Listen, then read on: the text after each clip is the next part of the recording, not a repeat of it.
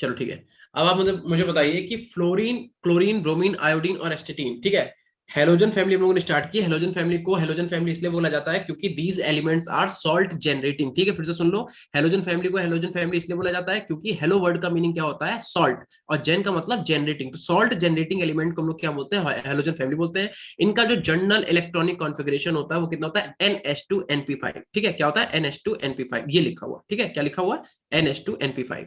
और आपको पता है कि फ्लोरीन जो है वो सेकंड पीरियड में, क्लोरीन थर्ड पीरियड में, ब्रोमीन फोर्थ पीरियड में, आयोडीन है फिफ्थ में, एंड ऐसे ही एस्टेटीन जो है वो सिक्स्थ पीरियड में। तो अगर हम लोग क्या करें, इन्हीं एन की वैल्यू पुट करते चला तो हमें इलेक्ट्रॉनिक कॉन्फिगरेशन मिलता चला जाएगा, 2s2 2p5, 3s2 3p5, 4s2 4p5, ऐसे ही सो ऑन। ठीक है, तो आप बताओ, मुझे बताओ आप, फ्लोरीन जो है वो मेटल है, नॉन मेटल है, क्या है, या मेटलॉइड है, बता दो बेटा।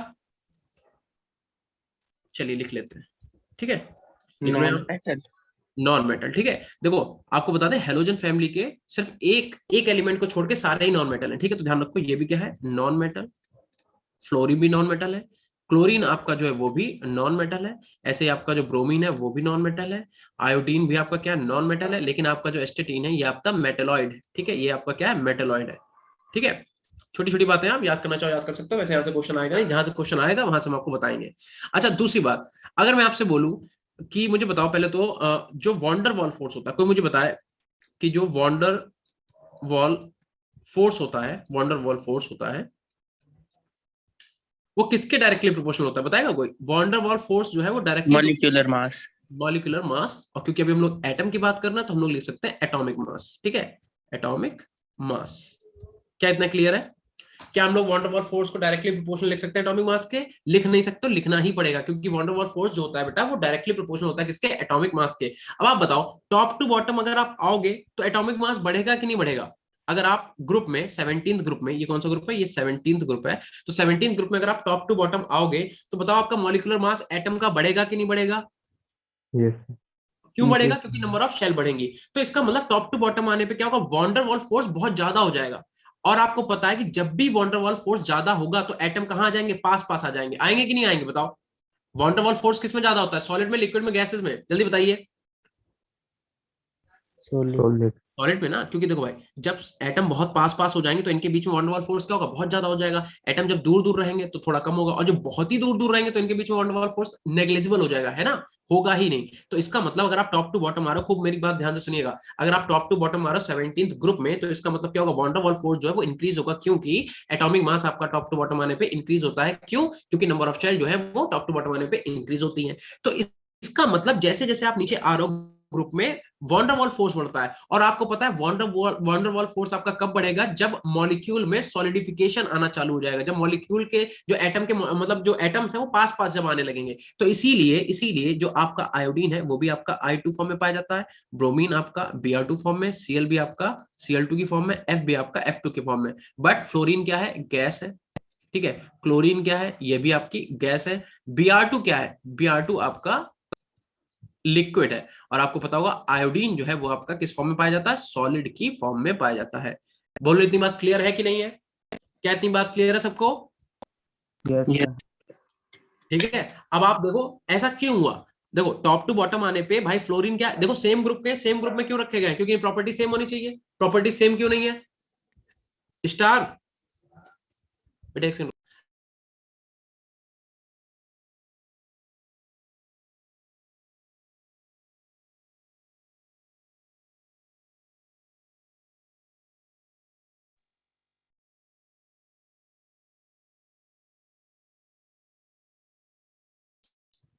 चलिए ठीक है, तो देखो टॉप टू बॉटम आवाज आ रही बेटा, आवाज आ रही मेरी? यस। Yes sir. देखो बेटा, तो टॉप टू बॉटम आने पे क्या हो रहा है, क्योंकि टॉप टू बॉटम आप जैसे जैसे आ रहे हो, तो गेट,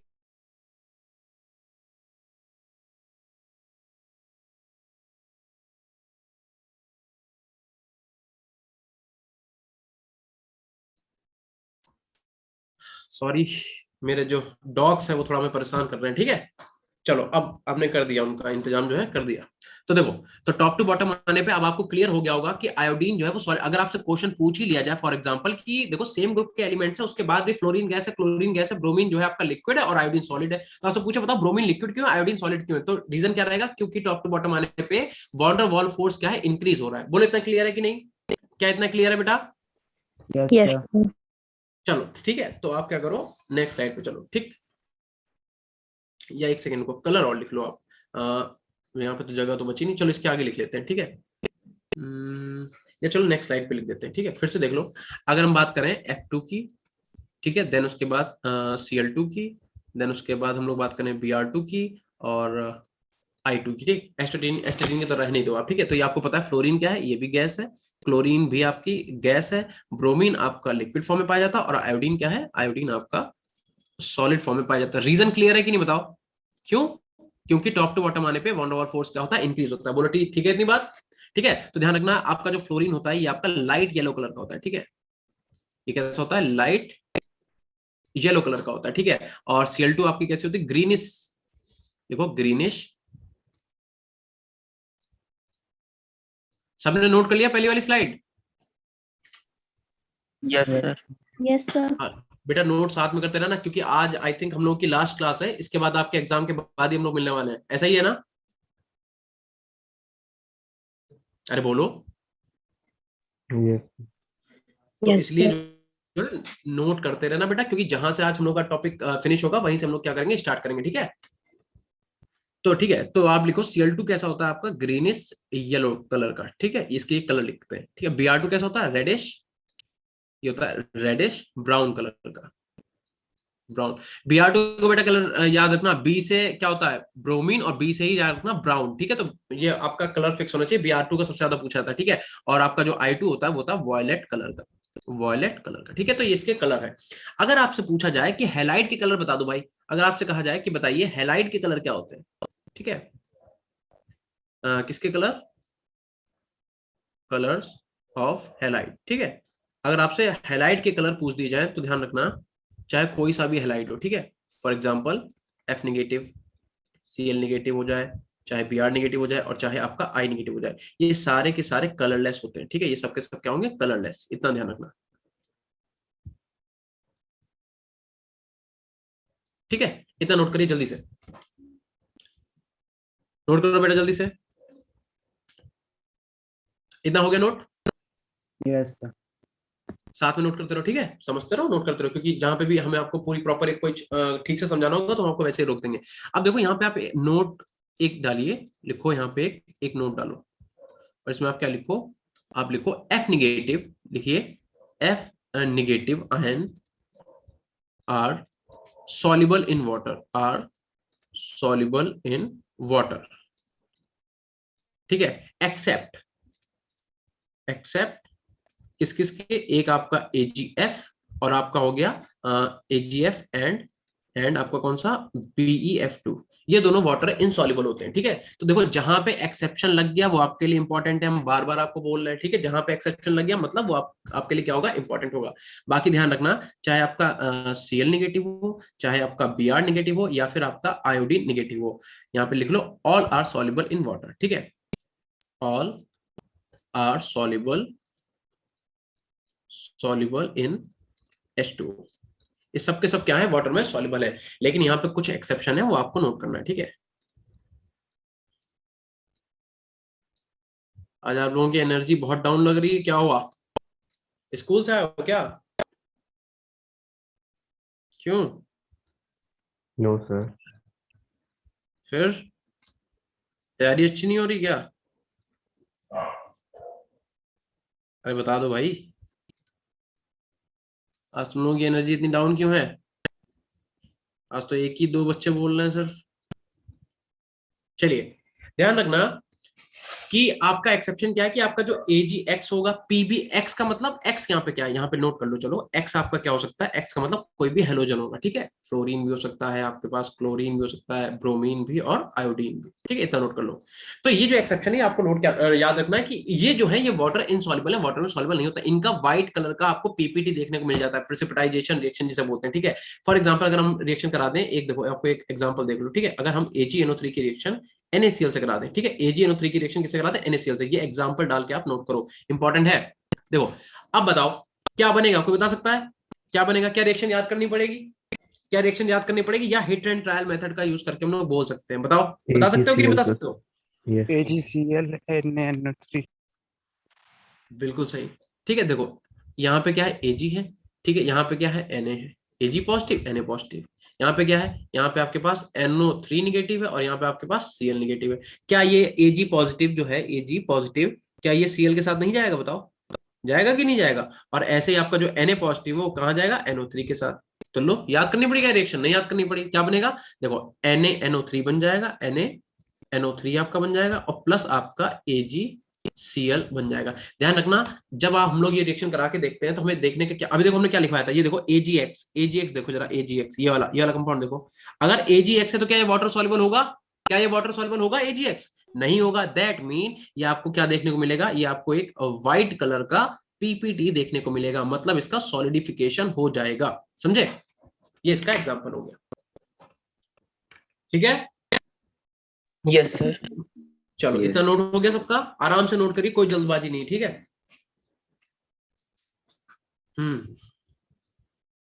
सब लोग नोट कर लीजिए आराम से।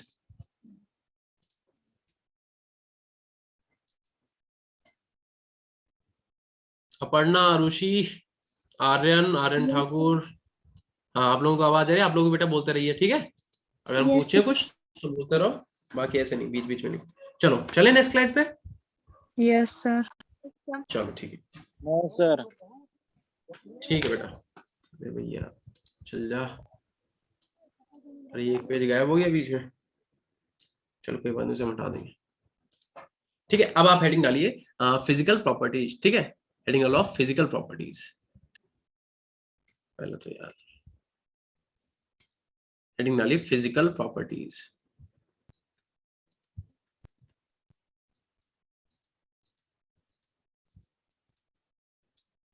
ठीक है। फिजिकल प्रॉपर्टीज, ठीक है। फिजिकल प्रॉपर्टीज में सबसे पहले हेडिंग क्या पड़ेगी बता दो, पता ही है आपको, atomic size, atomic size, atomic size. बता दो भाई, टॉप टू बॉटम जाने पे एटॉमिक साइज इंक्रीज होगा कि डिक्रीज होगा? अगर हम यहाँ पे लिख दें टॉप, ठीक है, और इधर हम लिख दें बॉटम, बताओ साइज इंक्रीज या डिक्रीज? इंक्रीज। इंक्रीज। क्यों? नंबर ऑफ सेल जो है वो बढ़ जाएंगी। तो इसका मतलब अगर ऑर्डर लिखें फ्लोरीन, क्लोरीन, ब्रोमीन और आयोडीन का, देखो वैसे तो मैं आपको ये है ना, पहले जो हमने पहला ग्रुप पढ़ाया था वहीं पे हमने आपको ये डिस्कस कर दिया था, बट क्या होता है कि हर ग्रुप में कुछ ना कुछ एक ना एक एक्सेप्शन निकल आता है, ठीक है। इसीलिए हम आपको क्या करते हैं, स्टार्टिंग के 10 ही मिनट लगते हैं फिजिकल प्रॉपर्टी पढ़ने में, आपको पढ़ा देते हैं हर ग्रुप की, कि आपका छूटना नहीं चाहिए एक भी क्वेश्चन, ठीक है। चलो जल्दी से लिख लो, नोट कर लो बेटा जल्दी से। सेकेंड हेडिंग डालिए आप आयनाइजेशन एनर्जी, ठीक है। आयोनाइजेशन एनर्जी, ठीक। बताएगा कोई आयनाइजेशन एनर्जी का बेटा फॉर्मूला क्या बताया था मैंने? क्या याद है किसी को? क्या आयनाइजेशन एनर्जी का फॉर्मूला याद है बेटा? क्या हम लिख सकते हैं, ionisation energy is inversely proportional to the radius या साइज, ऐसा लिख सकते हैं क्या? ठीक है, ध्यान रखना। Yes sir. या फिर आप इसे ऐसे ना लिखो, तो आप पूरा फॉर्मूला ही लिख लो, ठीक है। क्या है पूरा फॉर्मूला? पूरा फॉर्मूला है, लिखो, ionisation energy is directly proportional to the charge and inversely proportional to the size, ठीक है। आप ये फॉर्मूला लिख लो, जितनी बार लिखोगे उतनी जल्दी आपको याद हो जाएगा, ठीक है। तो इसका मतलब क्या है कि अगर हम टॉप टू बॉटम जाते हैं, ठीक है, अगर हम टॉप टू बॉटम जाएंगे यानी कि फ्लोरीन से क्लोरीन, फिर ब्रोमीन एंड देन आयोडीन, तो टॉप टू बॉटम जाने पे क्या हो रहा है, साइज तो भाई बढ़ रहा है, और साइज बढ़ेगा तो आयनाइजेशन एनर्जी क्या हो जाएगी, कम हो जाएगी, ठीक है। इसका मतलब सबसे ज्यादा आयनाइजेशन एनर्जी किसकी हो जाएगी, फ्लोरीन की, देन क्लोरीन की, देन ब्रोमीन, आयोडीन, ठीक है। बस 5 मिनट में फिजिकल प्रॉपर्टीज खत्म हो जा रही है। मेन हम लोगों को क्या करना है, इनकी केमिकल प्रॉपर्टीज जो है उसी को पढ़ना है, ठीक है। हो गया इतना बेटा। अब आप अगली हेडिंग डालिए। देखो यही एक्सेप्शन आ गया थर्ड वाला आपका। थर्ड एक्सेप्शन क्या है, इलेक्ट्रॉन एफिनिटी। इलेक्ट्रॉन एफिनिटी, ठीक है। बस यहीं पे बस आपको क्या करना था, एक्सेप्शन नोट करना था। बताओ भाई, इलेक्ट्रॉन एफिनिटी क्या होता है, इंक्रीजेस डाउन द ग्रुप या डिक्रीजेस डाउन द ग्रुप, जल्दी बताइए। Electron affinity Decreases. सर पर इसमें क्लोरीन की ज्यादा होती है। बिल्कुल सही बेटा, ठीक है। वैसे तो क्या होता है, डिक्रीजेस डाउन द ग्रुप होता है, ठीक है, डाउन द ग्रुप। बट क्या होता है, आपको यहाँ पे एक एक्सेप्शन याद रखना है कि इलेक्ट्रॉन एफिनिटी सबसे ज्यादा किसकी होती है, क्लोरीन की, देन फिर फ्लोरीन की, फिर ब्रोमीन की, और सबसे सेकंड किसकी, आयोडीन की, ठीक है। बस आपको एक ये छोटा सा एक्सेप्शन याद रखना है बस। चलो, हो गया नोट बेटा, यस सर। ठीक है। Yes. क्यों क्यों होता है ऐसा, पता है किसी को? चलो अच्छा, ये इसे अभी हम लोग फिर से डिस्कस करने वाले हैं वैसे भी, तो हम लोग जितने जल्दी हो सकता है उतना इसे खत्म करते हैं, ठीक है। चलो अब लास्ट हेडिंग डालो, इलेक्ट्रोनिगेटिविटी। इलेक्ट्रोनिगेटिविटी,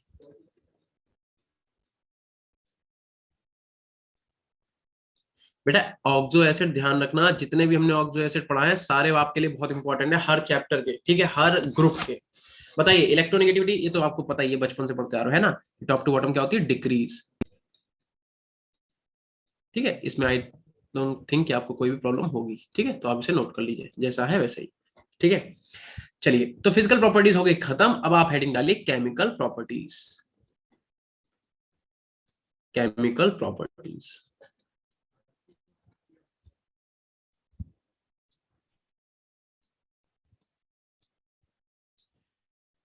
चलिए ठीक है। तो केमिकल प्रॉपर्टीज हम लोग सबसे पहले क्या पढ़ेंगे, तो केमिकल प्रॉपर्टीज के अंदर आप फर्स्ट हेडिंग डालिए बॉन्ड स्ट्रेंथ, ठीक है। केमिकल प्रॉपर्टीज के फर्स्ट हेडिंग क्या रहेगी, बॉन्ड स्ट्रेंथ।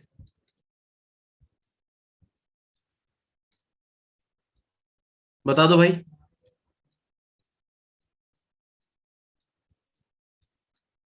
बताइए बॉन्ड स्ट्रेंथ बेटा किसकी होगी सबसे ज्यादा, फ्लोरीन। किसकी होगी? फ्लोरीन की। फ्लोरीन। देखो, हाँ हाँ बिल्कुल सही है ना, बिल्कुल सही कह रहे हो आप लोग। फ्लोरीन की क्यों नहीं होगी, जरा देख लेते हैं एक बार। देखो फ्लोरीन, देन फिर क्या आता है क्लोरीन, देन उसके बाद ब्रोमीन, फिर उसके बाद क्या आता है आयोडीन। सबको पता है कि अगर हम बात करें टॉप टू बॉटम जाने की, तो क्या होता है कि फ्लोरीन का बॉन्ड भैया बहुत छोटा है ना। क्लोरीन का बॉन्ड क्या है, बड़ा है फ्लोरीन से। ब्रोमीन का बॉन्ड तो क्लोरीन से भी बड़ा है, और आयोडीन का तो बॉन्ड अपने ग्रुप में इन सबसे बड़ा है। तो as we go down the group, तो क्या होना चाहिए था, बता दो क्या होना चाहिए था, कि फ्लोरीन का बॉन्ड सबसे ज्यादा स्ट्रांग होना चाहिए था कि नहीं। तो मतलब ऑर्डर होना क्या चाहिए था, एक्चुअल में ऑर्डर होना चाहिए था कि फ्लोरीन की बॉन्ड डिसोसिएशन एनर्जी सबसे ज्यादा, देन क्लोरीन की, देन ब्रोमीन की, और देन आयोडीन की। यही ऑर्डर होना चाहिए था कि नहीं, बताओ, बता दो भाई, क्या ये ऑर्डर यस सही सर। है? Yes sir. बेटा ये ऑर्डर आपका गलत है, ठीक है। ये ऑर्डर नहीं होगा, क्यों नहीं होगा, अब इसे समझ लो बहुत ध्यान से। देखो, जब हम लोग बात करते हैं फ्लोरीन की, ठीक है, तो आप सबको पता है कि फ्लोरीन जो है वो सबसे छोटा एलिमेंट है अपने ग्रुप में, ठीक है। सीएल ऊपर और रहेगा। अगर हम लोग बात करें तो आपको पता होगा फ्लोरीन का एटॉमिक नंबर बेटा 9 होता है, ठीक है। और 9 एटॉमिक नंबर का मतलब क्या हो गया, 2,7। इसका मतलब इसने एक इलेक्ट्रॉन तो बॉन्डिंग में यूज कर लिया है, ठीक है, एक इलेक्ट्रॉन इसके, बाकी इसके पास 3 लोन पेयर है। 3 लोन इसके पास, 3 लोन पेयर इसके पास। अब क्योंकि क्योंकि फ्लोरीन जो है बहुत ही छोटा एटम है, फ्लोरीन जो आपका है बहुत ही छोटा एटम है, तो फ्लोरीन के एटम बहुत ही पास पास है। फ्लोरीन के दोनों एटम बहुत ही पास पास है, और इनके पास 3-3 इलेक्ट्रॉन पेयर है, 3-3 इलेक्ट्रॉन पेयर है। तो इनके बीच में बेटा फोर्स ऑफ रिपल्सन इतना ज्यादा लग जाता है, इन दोनों एटम के बीच में रिपल्सन फोर्स इतना ज्यादा लगता है कि इनके बीच का बना हुआ ये जो बॉन्ड है ये अपने आप ही बेटा ब्रेक हो जाता है। इसे किसी को एनर्जी देने की जरूरत ही नहीं है। हल्का सा भी अगर आपने थर्मल स्टेबिलिटी मतलब थर्मल हीट दी है ना, तो तुरंत ही ये बॉन्ड क्या हो जाएगा, ब्रेक हो जाएगा। बोलो इतनी बात क्लियर हुई? तो अभी जो आप बोल रहे थे कि फ्लोरीन का भैया बॉन्ड बहुत छोटा है, तो क्या होना चाहिए था, फ्लोरीन को तो टूटना ही नहीं चाहिए था, लेकिन हुआ क्या, एक्चुअल में फ्लोरीन जो है वो सबसे वीक हो गया। समझे? बोलो इतनी बात क्लियर हुई कि नहीं हुई? तो जो एक्चुअल ऑर्डर है वो एक्चुअल ऑर्डर क्या है कि क्लोरीन की बॉन्ड एसोसिएशन एनर्जी सबसे ज्यादा होती है, देन होती है किसकी, Br2 की, देन आता है आपका फ्लोरीन, और सबसे कम किसकी होती है, आयोडीन की। क्यों? क्योंकि आयोडीन भैया देखो बहुत बड़ा मॉलिक्यूल है, तो बहुत बड़ा मॉलिक्यूल है तो क्या उसका बॉन्ड बहुत दूर दूर है, तो फ्लोरीन के कंपेयर में वो थोड़ा जल्दी टूट जाता है। लेकिन ध्यान रखिएगा, आपको ये मतलब इस पे स्टार बना लो बेटा, है ना, आप सबने इसका आंसर सही नहीं बताया था, इसका मतलब आप लोगों को ये बात नहीं पता थी, तो आप इस पे 100% करके नोट कर लो, ठीक है। फिर से अगर किसी को नहीं समझ आया तो हम क्या एक बार फिर से बता दें। अच्छा एक चीज देखो बेटा, एक बात बताओ, अगर हम आपसे कहें कि बताओ बेटा HF, ठीक है, एंड HCl एंड HBr और HI, अच्छा बताओ इसमें इनमें से सबसे स्ट्रॉन्ग बॉन्ड किसका है, कोई बताएगा? इनमें से सबसे स्ट्रॉन्ग बॉन्ड किसका है, कोई बताएगा बेटा? क्या कोई बता सकता है? HF का, HF का बॉन्ड सबसे स्ट्रॉन्ग है।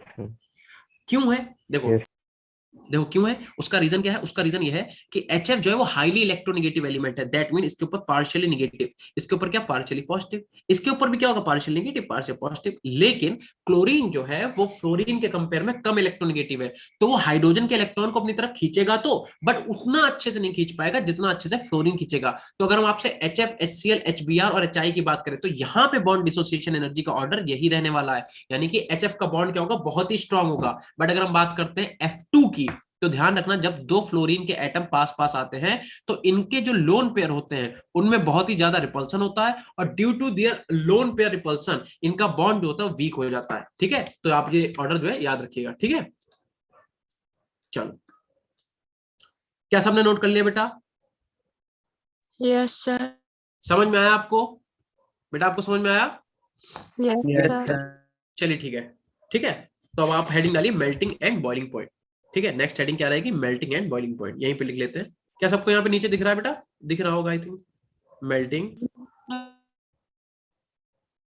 एंड बॉइलिंग पॉइंट, ठीक है।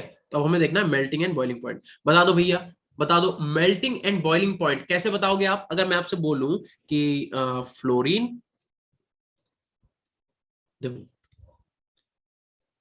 फ्लोरीन, ठीक है, than chlorine, than bromine Br2, ठीक है, और अपने पास लास्ट में क्या, आयोडीन। बता दिए मेल्टिंग और बॉइलिंग पॉइंट सबसे ज्यादा किसका होगा? क्या हम लोग बॉन्ड डिसोसिएशन एनर्जी से देखेंगे मेल्टिंग बॉइलिंग पॉइंट को? बता दो जल्दी से। Br2। तो ध्यान रखो, फोर्सेस से भी देख सकते हैं। कैसे देख सकते हैं बेटा, फिर से बताइए। वेंडरबल फोर्सेस, वंडरवॉल फोर्स से भी नहीं देख सकते हैं, उसी से ही देखना है आपको, ठीक है। तो ध्यान वो रखिए। देख सकते हैं उससे। अच्छा अच्छा ठीक है, हाँ बिल्कुल सही आपका आंसर। देखो तो अगर आपसे बोला जाए melting point and boiling point, melting point and boiling point, तो ध्यान रखना ये डायरेक्टली प्रोपोर्शनल होते हैं किसके, वॉन्डरवॉल फोर्स के, वॉन्डरवॉल फोर्स के, ठीक है। तो आपको पता है कि टॉप टू बॉटम आने पे वॉन्डरवॉल फोर्स इंक्रीज होता है कि डिक्रीज, बता दो। टॉप टू बॉटम आने पे वॉन्डरवॉल फोर्स बढ़ता है कि घटता है? इंक्रीज होता है। तो इसका मतलब क्या होगा कि आयोडीन का जो मेल्टिंग एंड बॉइलिंग पॉइंट है वो भी सबसे ज्यादा हो जाएगा, ठीक है। नोट कर लीजिए जल्दी से।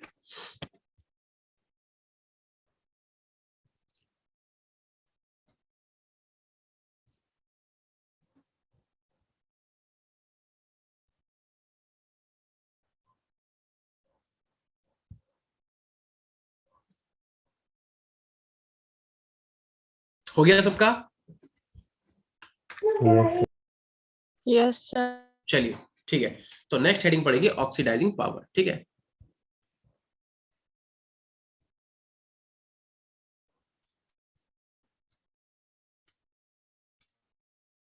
ठीक है, अगली हेडिंग आप लोग डालिए ऑक्सीडाइजिंग पावर, ठीक है, यहीं पे लिख लेते हैं ऑक्सीडाइजिंग पावर, ठीक है। ये आर दिख रहा है ठीक से, चलो। तो इसमें आप लोग लिख लो, एक लाइन लिख लो, लिखो due to more electronegativity, more electronegativity compared to other family, लिखो हेलोजन जो होते हैं, halogen family has more tendency has more tendency to attract the electron, ठीक है। क्योंकि आपको पता है कि जो हेलोजन आपके हैं वो कैसे हैं, ज्यादा इलेक्ट्रोनेगेटिव नेचर है, तो ज्यादा इलेक्ट्रोनेगेटिव नेचर है तो क्या करेंगे, इलेक्ट्रॉन को अपनी तरफ जल्दी आसानी से खींच लेंगे। तो अगर हम बात करें किसकी, फ्लोरीन की, ठीक है, इससे एक इलेक्ट्रॉन हम दें, या फिर अगर हम दे दें क्लोरीन को एक इलेक्ट्रॉन, ठीक है, ऐसे अगर हम ब्रोमीन को एक इलेक्ट्रॉन दे दें और हम दे दें आयोडीन को एक इलेक्ट्रॉन, तो आपको पता है ये प्लस प्लस कर लो, ठीक है, तो आपको पता है कि ये सब क्या करेंगे, हेलाइड की फॉर्म में कन्वर्ट हो जाएंगे। तो आपसे पूछा ये जा रहा है कि बताओ सबसे पहले एफ नेगेटिव बनेगा, सीएल नेगेटिव बनेगा, बीआर नेगेटिव बनेगा कि आई नेगेटिव बनेगा। मतलब हेलाइड बनने की जो टेंडेंसी है वो सबसे ज्यादा किसकी होगी, फ्लोरीन की, क्लोरीन की, ब्रोमीन की आयोडीन की, बता दीजिए जल्दी से। फ्लोरीन। क्योंकि फ्लोरीन सबसे ज्यादा इलेक्ट्रॉनिक है, उसकी भूख इलेक्ट्रॉनों के अलग ही लेवल पे है, उसकी जो भूख है ना इलेक्ट्रॉन को लेके उसकी अलग ही लेवल पे, वो कह रहा हमें तो इलेक्ट्रॉन एट एनी हाउ चाहिए ही चाहिए। तो इसीलिए अगर हम आपसे स्टेबिलिटी की बात करें, वैसे तो हम आपको पिछले पढ़ा चुके हैं शायद, आई थिंक सैटरडे को हमने आपको पढ़ाया भी था, पर अगर हम स्टेबिलिटी पूछें किसकी, स्टेबिलिटी ऑफ हेलाइड्स, ठीक है, तो याद रखिएगा कि फ्लोरीन की स्टेबिलिटी सबसे ज्यादा होती है, देन क्लोरीन की, देन ब्रोमीन की, और सबसे कम किसकी होती है, आयोडीन की, ठीक है। क्यों, रीजन क्या है, सिर्फ इलेक्ट्रोनेगेटिविटी का रीजन है, क्योंकि फ्लोरीन की इलेक्ट्रोनेगेटिविटी ज्यादा है तो उसके इलेक्ट्रॉन की भूख बहुत ज्यादा है। ये क्या कह रहा है, हमें तुरंत इलेक्ट्रॉन चाहिए एट एनी हाउ, इलेक्ट्रॉन लेके और एफ नेगेटिव में कन्वर्ट होना ही उसका मेन काम है, ठीक है। अब आप क्या करो, यहाँ पे एक पॉइंट और नीचे लिख लो, लिखो आप, लिखो हेलोजन फैमिली, हेलोजन फैमिली, लिखो itself is getting reduced, so it will oxidize others। देखो अब फ्लोरीन ने क्या किया है भाई, देखो फ्लोरीन देखो किस ऑक्सीडेशन स्टेट में था, जीरो पे था कि नहीं था, ये एक्चुअल में F2Cl2 आपको पता ही है ना, जब भी कोई भी एलिमेंट अपनी नेगेटिव फॉर्म में होता है उसकी ऑक्सीडेशन स्टेट कितनी होती है, जीरो। तो फ्लोरीन निगेटिव से -1 में जा रहा है, कहां जा रहा है, -1 में। तो फ्लोरीन अपनी, देखो आपको पता है लेफ्ट टू राइट जाने पे अगर आपका ऑक्सीडेशन नंबर इंक्रीज हो रहा है, अगर ऑक्सीडेशन नंबर इंक्रीज हो रहा है तो हम लोग क्या, जैसे मान लो +2 से +4 हो गया तो क्या बोलते हैं, क्या हो रहा है, ऑक्सीडेशन। अगर लेफ्ट टू राइट जाने पे ऑक्सीडेशन नंबर डिक्रीज हो रहा है तो क्या बोलते हैं, रिडक्शन। तो ये तो पता ही होगा ना आपको, लेफ्ट टू राइट जाने पर अगर ऑक्सीडेशन नंबर इंक्रीज तो क्या बोलते हैं, ऑक्सीडेशन, और लेफ्ट टू राइट जाने पर अगर ऑक्सीडेशन नंबर डिक्रीज होता है क्या बोलते हैं, रिडक्शन। तो कहने का मतलब ये है, अगर फ्लोरीन 0 से -1 जा रहा है मतलब रेड्यूस हो रहा है ना, तो खुद क्या हो रहा है, रेड्यूस, और दूसरों को क्या करते हैं, ऑक्सीडाइज। इन्हें इसीलिए हम लोग क्या बोलते हैं, इनकी ऑक्सीडाइजिंग पावर सबसे अच्छी होती है बाकी सारे जितने भी फैमिली है उनसे, ठीक है। तो अगर ऑक्सीडाइजिंग पावर का हम ऑर्डर लिखें, ठीक है, अगर मैं बोलूं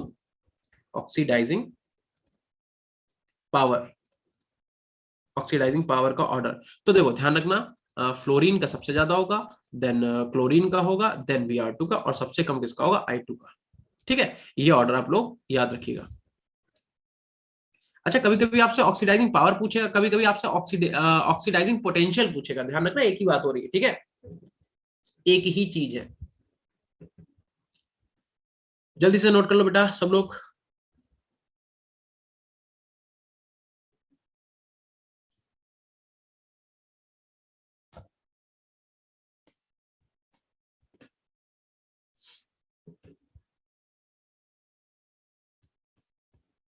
हो गया बेटा, सबका हो गया, यस सर। चलो Yes, sir.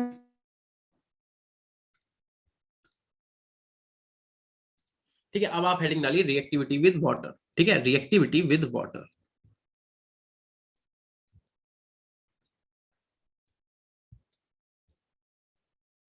ठीक है, वाटर के साथ कैसे रिएक्ट करते हैं वो आपको बताना है। तो देखो बता दो जल्दी से, अगर हम बात करें कि आप H2O ले लो, ठीक है, उसकी रिएक्शन आप F2 से करा दो, या फिर अगर आप H2O की रिएक्शन करा दो Cl2 से, इसे थोड़ा ठीक कर लेते हैं, ठीक है, यहाँ पे हम ले लेते हैं Cl2, और ऐसे अगर हम लोग क्या करें H2O की रिएक्शन करा दें Br2 से, और हम लोग H2O की ही रिएक्शन करा दें किससे, I2 से, तो बता दो भैया, बता दो कौन सा सबसे आसानी से रिएक्शन कर लेगा, बताओ बेटा। H2O plus F2। H2O plus F2 सबसे इजीली रिएक्शन हो जाएगी, क्यों, क्योंकि देखो देखो बेटा, बिल्कुल सही है। देखो ये रिएक्शन बहुत जल्दी होगी, क्यों? क्योंकि यहाँ पे आप लिख लो वेरी हाई ऑक्सीडाइजिंग पावर। किसकी? फ्लोरीन की। फ्लोरीन जो है उसकी बहुत हाई ऑक्सीडाइजिंग पावर है। तो ये क्या करेगा, देखो यहाँ पे बता दो। अच्छा देखो H किस फॉर्म में? प्लस फॉर्म में है। H+1 में है कि नहीं, बता दो। H जो है वो +1 में है यहाँ पे H2O में, और यहाँ पे ऑक्सीजन किस फॉर्म में है? -2 में। ठीक है, तो ये क्या करेगा, ये रिएक्शन करके HF बनाएगा और प्लस O2 बनाएगा। देखो इसने क्या करा, ऑक्सीजन को -2 से किस में कन्वर्ट कर दिया? 0 में। यानी कि ये ऑक्सीजन को क्या कर रहा है, -2 से 0 में कन्वर्ट कर रहा है। O2 का मतलब क्या है, यहाँ पे क्या गया? 0। तो बताओ ये ऑक्सीडेशन कर रहा है कि रिडक्शन कर रहा है? ऑक्सीजन का रिडक्शन कर रहा है कि क्या कर रहा है? ऑक्सीडेशन। बेटा देख के बताइए कि यहाँ पे ये जो ऑक्सीडेशन ऑक्सीडेशन कैसे पता आपको? सर -2 से 0 जा रहा है तो बढ़ रहा है। हाँ, -2 से 0 जा रहा मतलब बढ़ रहा है। ठीक है, नेहा कह रही है ऑक्सीडेशन, बिल्कुल ठीक है। देखो बेटा, क्योंकि -2 से 0 जा रहा मतलब ऑक्सीडेशन। अभी हमने आपको क्या बताया, पीछे एक पन्ना पीछे पलटो जरा, एक पन्ना पीछे जाओ। अरे भाई कीबोर्ड चल नहीं रहा है क्या? Irritating keyboard. देखो यहाँ पे क्या लिखा हुआ है, देखो ऑक्सीडाइजिंग पावर जरा चेक करो। ऑक्सीडाइजिंग पावर सबसे ज्यादा किसकी है? फ्लोरीन की, क्लोरीन की, देन ब्रोमीन की, देन आयोडीन की। और देखो यहाँ पे क्या लिखा हुआ है, कह रहा है halogen family itself is getting reduced। अपने आप क्या होते हैं? रेड्यूस हो जाते हैं, और दूसरे का क्या करते हैं? ऑक्सीडेशन करते हैं। इसका मतलब इसने क्या करा, देखो फ्लोरीन ने क्या करा, फ्लोरीन ने ऑक्सीजन को क्या कर दिया, देखो ऑक्सीजन को कर दिया ऑक्सीडाइज, इसका क्या कर दिया? ऑक्सीडेशन। और खुद क्या हो गया? रेड्यूस हो गया। F2 0 से किस में आ गया? F2 0 से अपने आप किस में आ गया? -1 में। आया कि नहीं आया बताओ? तो इसका मतलब ये रिएक्शन बहुत आसानी से हो जाएगी, क्योंकि फ्लोरीन की जो रिएक्टिविटी है वो क्या है? बहुत ही ज्यादा है। ठीक है, तो आप इसे यहाँ पे नोट कर लो। ठीक है, यानी कि रिएक्शन क्या होगी? बहुत ही इजीली हो जाएगी। ठीक है, माइक बंद कर लीजिए प्लीज, जिसका भी माइक खुला है माइक बंद कर लो बेटा। ऐसे ही बेटा माइक बंद कर लो, जिसका भी माइक ओपन है।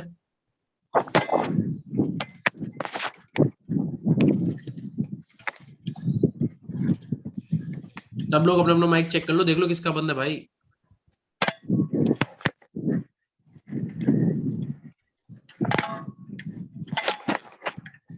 आई थिंक हमें को कुछ करना पड़ेगा।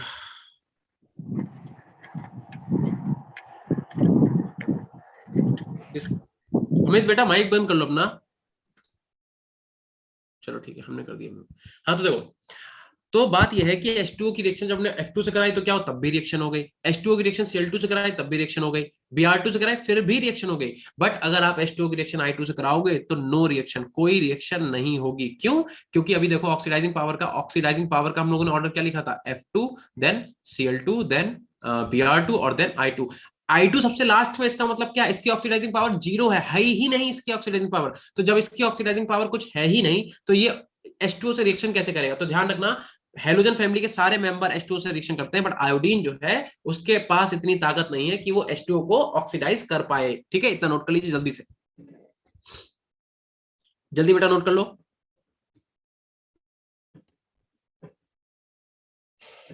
सर लास्ट लाइन रिपीट करना। लास्ट लाइन मैंने ये बोला, हमने बोला कि देखो हेलोजन फैमिली के जितने भी एलिमेंट्स हैं सब वाटर से रिएक्शन करते हैं। ठीक है, क्योंकि उनकी ऑक्सीडाइजिंग पावर अच्छी है। बट आयोडीन जो है वो वाटर को मतलब ऑक्सीडाइज नहीं कर पाता, क्योंकि उसकी ऑक्सीडाइजिंग पावर 0, उसकी ऑक्सीडाइजिंग पावर है ही नहीं, कुछ भी नहीं है, बिल्कुल वीक ऑक्सीडाइजिंग पावर है। तो जब उसकी ऑक्सीडाइजिंग पावर कुछ है ही नहीं तो उसके पास इतनी ताकत ही नहीं है कि वो क्या करे, वाटर मॉलिक्यूल को ऑक्सीडाइज कर पाए। ठीक है, तो ओके सर। ठीक है, आप यहाँ पे एक बात और लिखो +1 oxidation state of halogen family is unstable. ठीक है, तो लिखो so it dissociates and gives nascent oxygen. इसका मतलब ये हुआ कि अगर हम आपसे कहें ये जो हमने बनाया है ना, ये हमने जो HOCl बनाया है, क्या ये स्टेबल फॉर्म में है? या हमने ये जो HOBr बनाया है, क्या ये स्टेबल फॉर्म में है? तो ध्यान रखिएगा HOCl और HOBr अनस्टेबल फॉर्म में है, क्योंकि यहाँ पे जो क्लोरीन है ये भी किस फॉर्म में है? +1 की फॉर्म में, और ब्रोमीन जो है वो भी किस फॉर्म में? +1 की फॉर्म में। ठीक है, ध्यान रखिएगा, क्योंकि उसके संग क्या जुड़ा हुआ है? ऑक्सीजन जुड़ा हुआ है और ऑक्सीजन जो है वो क्लोरीन और ब्रोमीन दोनों से ज्यादा इलेक्ट्रोनेगेटिव है, तो वो इलेक्ट्रॉन को अपनी तरफ खींचेगा। अब जब ऑक्सीजन और क्लोरीन में इलेक्ट्रॉन ऑक्सीजन ने खींच लिया तो ऑक्सीजन कैसा आएगा -1 और क्लोरीन पे कैसा आ जाएगा +1। और क्लोरीन के ऊपर +1 आपको पता है कि स्टेबल होती नहीं, क्लोरीन वगैरह और जो हैलाइड्स हैं तो -1 में स्टेबल होते हैं ना, तो ध्यान रखना ये इसीलिए क्या होते हैं, इसीलिए ये तुरंत ब्रेक हो जाते हैं किसमें, HCl और प्लस यहाँ पे नेसेंट ऑक्सीजन निकल जाता है। ऐसे यहाँ पे क्या निकल जाएगा आपका HBr एंड नेसेंट ऑक्सीजन निकल जाएगा। ठीक है, ठीक है। और हम लोग क्या बोलते हैं कि ये दोनों ही कैसे हैं, स्ट्रॉन्ग ऑक्सीडाइजिंग एजेंट है। ठीक है, स्ट्रॉन्ग ऑक्सीडाइजिंग एजेंट है। चलो नोट कर लो बेटा जल्दी से इतना।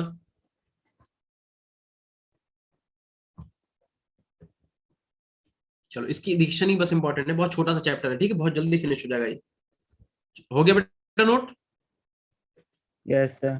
चलिए नेक्स्ट स्लाइड पर आ जाओ। ठीक है, किसी की अगर छूट जाए तो बता देना। ठीक है, अब देखो कुछ रिएक्शन हम लिखना है। आपने वैसे तो 10th में थोड़ी बहुत पढ़ी है, बट हाँ एक दो नहीं पढ़ी होंगी। आप देखो Cl2 की रिएक्शन आप क्या कराओ, पहले तो H2O से करा दो। ठीक है, सबसे पहले Cl2 की रिएक्शन कराओगे H2O से, देन आप क्या करो, आप Cl2 की रिएक्शन करा दिए NOH से कराओ। NaOH से करा के देखो इसकी रिएक्शन क्या होगा। देन आप क्या करो, Cl2 की रिएक्शन करा के देखो कैल्शियम हाइड्रोक्साइड यानी कि स्लेक्ड लाइम से। ठीक है, और मुझे बताइए क्या आपका तीनों में प्रोडक्ट बन रहा है, जल्दी बताओ। पहली वाली रिएक्शन में क्या प्रोडक्ट बनेगा बेटा? HCl HCl प्लस क्या बनेगा बेटा? O2 O2 नहीं, HOCl बनेगा, HCl प्लस HOCl। ठीक है, अभी लास्ट पहली वाली पीछे देखो ना, वही तो रिएक्शन लिखी है। और यहाँ बताओ Cl2 की रिएक्शन NaOH से कराएंगे तो क्या बनेगा? NaCl plus HCl NaCl plus, अब H कहाँ बचा यार, कैसी बातें करो बेटा। देखो NaCl निकल गया, NaCl यहाँ से निकला। देखो इसे हम थोड़ा सा सही करके देखते हैं। देखो यहाँ पे 2 Cl थे, यहाँ पे 2 Cl है, Cl को ऐसे लिख लो, एक क्लोरीन और दूसरा क्लोरीन। ठीक है, तो यहाँ से NaCl निकल गया। ठीक है, देखो यहाँ से क्या निकल गया, Na यहाँ से और Cl यहाँ से। ठीक है, अब बताओ बचा क्या, देख के बता दो क्या बचा। HCl नहीं, बैलेंस करेंगे ना रिएक्शन को, तो यहाँ पे NaOCl ही निकलेगा। जैसे ऊपर HOCl निकला था वैसे यहाँ पे NaOCl निकलेगा। ठीक है, ध्यान रखिएगा। और ऐसे ही अगर हम लोग लास्ट रिएक्शन कराएंगे तो यहाँ पे आपको क्या मिलेगा, CaCl2 मिलेगा, प्लस आपको यहाँ पे CaOCl का होल ट्वाइस मिलेगा। ठीक है, और अगर आपको पता हो कि इसी चीज को हम लोग क्या बोलते हैं, देखो आपको जो ये आपका CaCl2 है और प्लस आपका जो ये CaOCl। ठीक है यार, कोई से ठीक से लिखते हैं। देखो आपका जो CaCl2 है, CaCl2 प्लस CaOCl का होल ट्वाइस, इसी को तो हम लोग ब्लीचिंग पाउडर बोलते हैं, ब्लीचिंग पाउडर।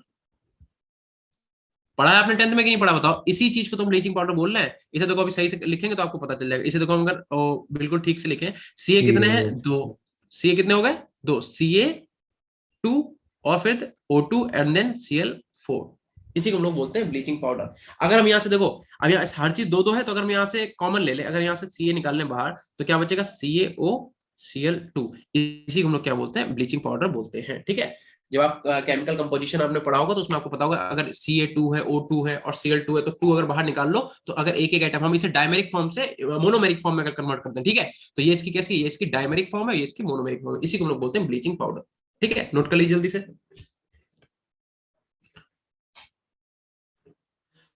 कोई बताओ मुझे, ब्लीचिंग पाउडर का बेटा केमिकल नेम क्या होता है? ब्लीचिंग पाउडर का केमिकल नेम क्या होता है? CaCl chemical name of bleaching powder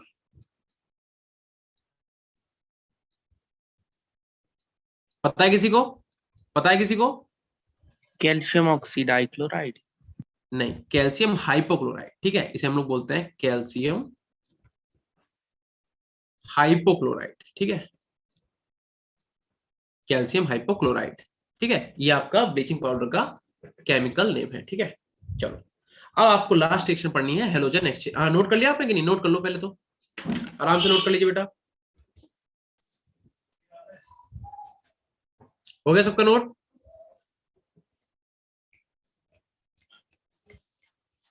देखो अब हेलोजन एक्सचेंज रिएक्शन से आपके लिए जो 17th ग्रुप एलिमेंट है बहुत ही ज्यादा इंपॉर्टेंट हो जाते हैं। ठीक है, तो अब हेडिंग डालिए आप, हेलोजन एक्सचेंज रिएक्शन। ठीक है, हेडिंग डालो हैलोजन एक्सचेंज रिएक्शन।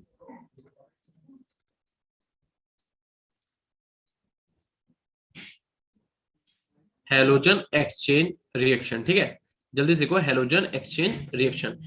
बताओ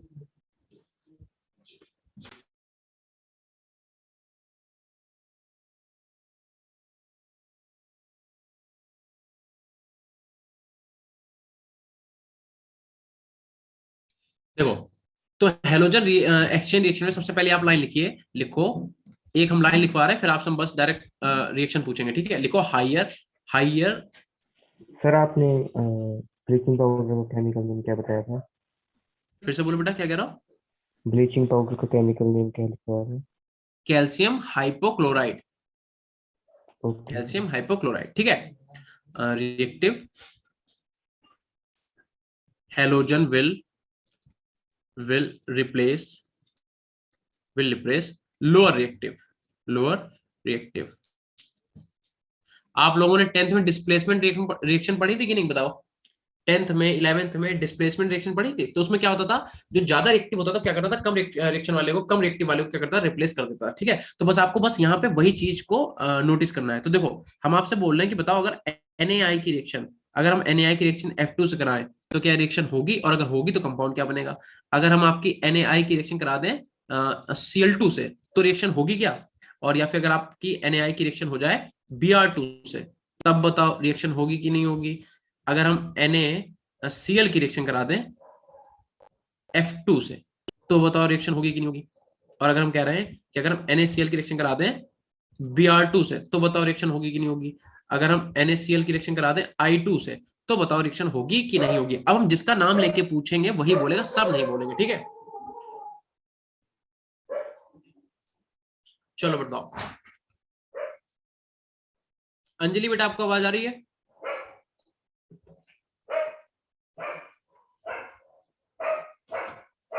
अर्पाना ठाकुर आपको आवाज आ रही है बेटा?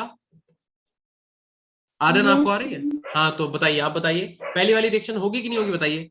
फर्स्ट रिएक्शन होगी या नहीं होगी on the basis of reactivity, और रिएक्टिविटी पहले हम आपको पीछे पढ़ा चुके हैं। रिएक्टिविटी मतलब ऑक्सीडाइजिंग पावर, जिसकी ज्यादा वो ज्यादा रिएक्टिव। बताइए अर्पणा, बताइए फर्स्ट वाली रिएक्शन पॉसिबल होगी कि नहीं होगी? Yes sir. होगी ना। तो इसका मतलब आप ये बोल रहे हो कि यहाँ पे NaF जो है वो बन जाएगा और I2 जो है वो अलग निकल जाएगा। क्या सब लोग यही बोल रहे हैं? क्या ये ऐसा होगा कि नहीं होगा? सब लोग बताओ, सोच के बताओ, रिएक्टिविटी के बेसिस पे आप देख के बताइए।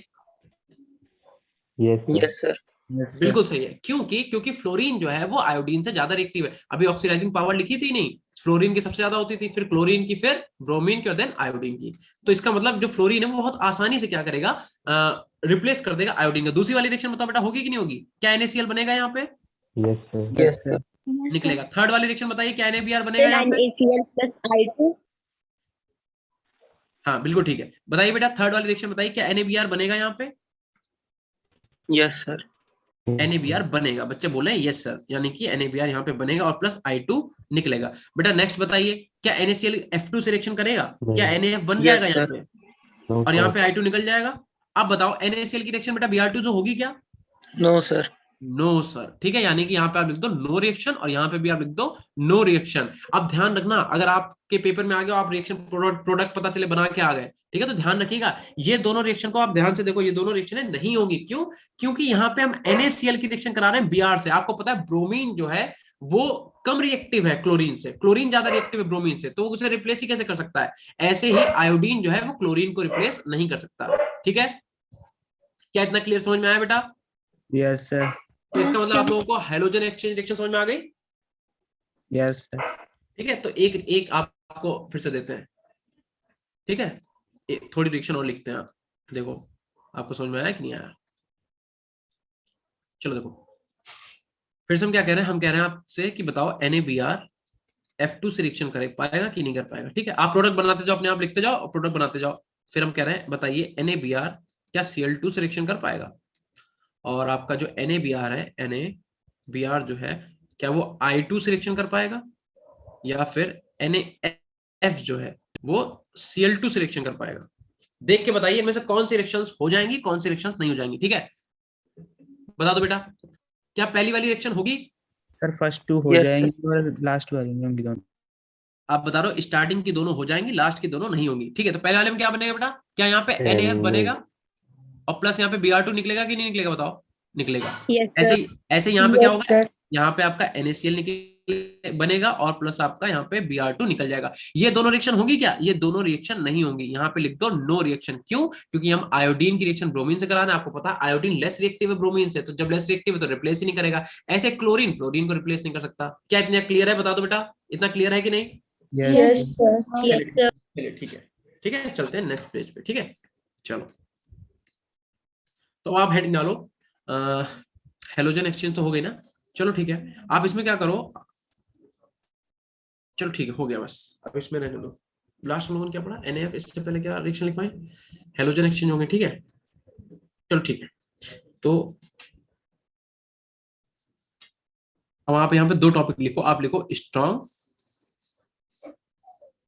Oxidising agent, oxidising agent. ठीक है, और आप यहाँ पे लिखो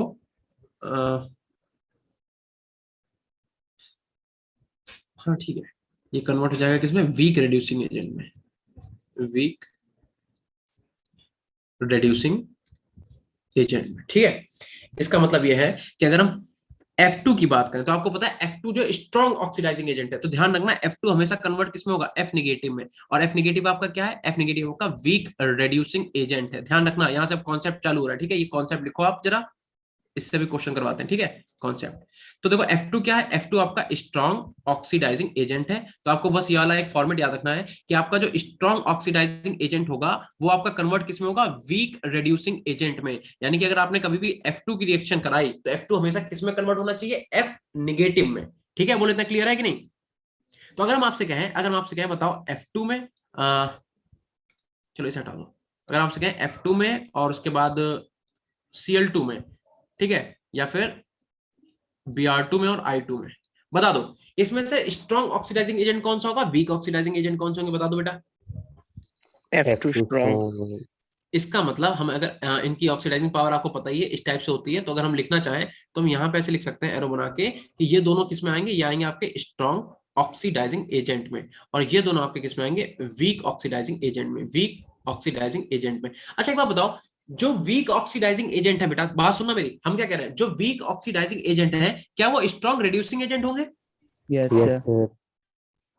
फिर से सुनो, हम क्या बोल रहे हैं कि जो वीक ऑक्सीडाइजिंग एजेंट है क्या वो स्ट्रॉन्ग रिड्यूसिंग एजेंट होंगे, बिल्कुल होंगे। ठीक है, इसका मतलब अगर आपसे बोला जाए कि F negative and then Cl negative then Br negative और I नेगेटिव, रिड्यूसिंग कैरेक्टर बताओ, तो ध्यान रखना कि ये दोनों जो आपके हैं, ये दोनों अगर ये वीक ऑक्सीडाइजिंग एजेंट है इसका मतलब ये स्ट्रॉन्ग Strong. रिड्यूसिंग एजेंट होंगे। ठीक है, और ये दोनों कैसे होंगे, ये दोनों आपके वीक रिड्यूसिंग एजेंट होंगे, वीक रिड्यूसिंग एजेंट। ठीक है, और इस टाइप का इनका रिड्यूसिंग कैरेक्टर रहेगा। ठीक है, रिड्यूसिंग नेचर, यहाँ पे आप लिख लो रिड्यूसिंग नेचर। ठीक है, तो आपको समझ में आ गया होगा strong oxidising agent, weak oxidising agent, strong weak reducing agent और स्ट्रॉन्ग रिड्यूसिंग एजेंट। ठीक है, चलो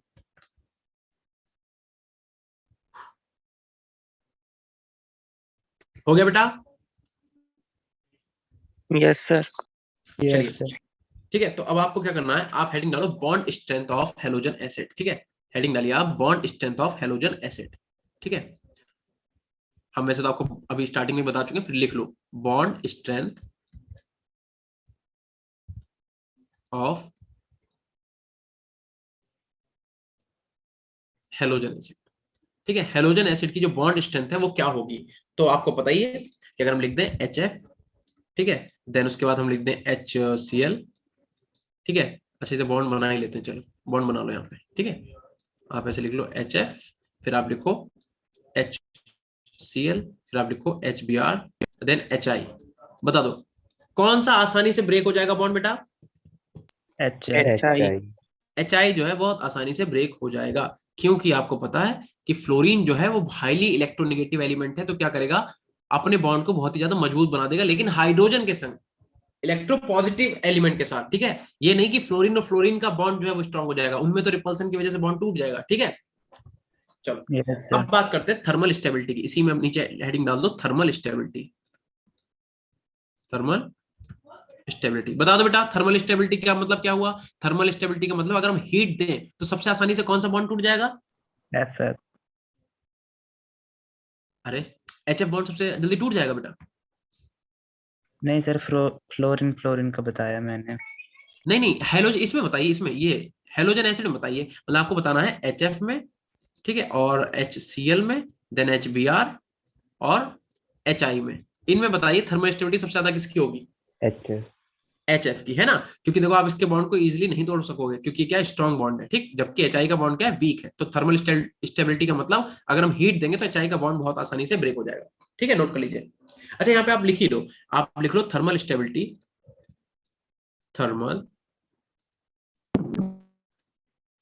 stability is directly proportional to the strength of bond, strength of bond। ठीक है, ये ऑर्डर आप लिख ही लेना, तो आपके सारे ग्रुप के लिए जो है काम में आ जाएगी। ठीक है, चलो। और यही आपका क्या है? यही आपका एसिडिक कैरेक्टर है, ध्यान रखना। ठीक है, एसिडिक कैरेक्टर क्या है? यही है, यही आपका एसिडिक कैरेक्टर है। क्योंकि जो अपना H प्लस आयन जल्दी दे देगा वही आपका एसिड हो जाएगा। होगा कि नहीं होगा बताओ? है ना? अगर आपसे क्या रेड्यूसिंग बता दो, रेड्यूसिंग नेचर बताइए बेटा। सबसे ज्यादा रेड्यूसिंग नेचर किसका होगा? आई। HI। बिल्कुल सही। अभी हम लोग पीछे देख भी चुके हैं ना रेड्यूसिंग नेचर की अगर हम बात करें, है ना? ये हेडिंग बस अलग अलग है, बात एक ही हो रही है सब जगह, घूम फिर के आप वहीं उसी पॉइंट पर हैं। ठीक है, तो अगर हम लोग बात करें HF की, देन हम लोग बात करें HCl की, HBr की और HI की। देखो इसीलिए मैं आपको थ्योरी नहीं लिखवा रहा है ना, कि आप सीधे से बस जो मेन टॉपिक है, जो बिल्कुल एकदम की पॉइंट्स है, उन्हें आप नोट करो और नोट करके आप सीधे सीधे अपने क्वेश्चन सॉल्व करो। ठीक है, जल्दी नोट कर लो बेटा। हो गया इतना सबका? Yes, sir. सर चलिए। ऊपर आपने साइन गलत लगाए हैं कहाँ पे बेटा? बॉन्ड स्ट्रेंथ में। अच्छा अच्छा अच्छा, हाँ हाँ सही कह रहे हो आप, मैंने यहाँ पे बॉन्ड स्ट्रेंथ में साइन गलत लगा दिए हैं। ठीक है, ये एसिडिक कैरेक्टर का ऑर्डर सही है, तो इसे करो, ऐसा करते हैं इरेज ही कर देते हैं। रुक जाओ बेटा, जिसने भी नोट किया सही कर लो। हम लोग बात कर रहे हैं बॉन्ड स्ट्रेंथ की, तो बॉन्ड स्ट्रेंथ तो सबसे ज्यादा होगी ना इसकी, HF की। ठीक है, ये बॉन्ड स्ट्रेंथ का ऑर्डर रहेगा। और बात करते हैं एसिडिक कैरेक्टर, तो यहाँ पे आप लिख लो, यहाँ पे आप हेडिंग डाल दो छोटी सी, एसिडिक कैरेक्टर, कैरेक्टर। ठीक है, इसका मतलब आप कुछ बच्चे जो देख के कर रहे हैं, कुछ बच्चे बस अंधाधुंध नोट करे पड़े हैं। ठीक है, HF और HCl, HBr और HI। ठीक है, ये एसिडिक कैरेक्टर का ऑर्डर हो जाएगा। ठीक है, कि HI जो है सबसे एसिडिक कैरेक्टर का होगा। क्यों? क्योंकि वो अपने बॉन्ड को आसानी से निकाल देगा। ठीक है, अरे भाई जगह की बहुत कमी है, रुको। अच्छा, सही से लिख देते हैं।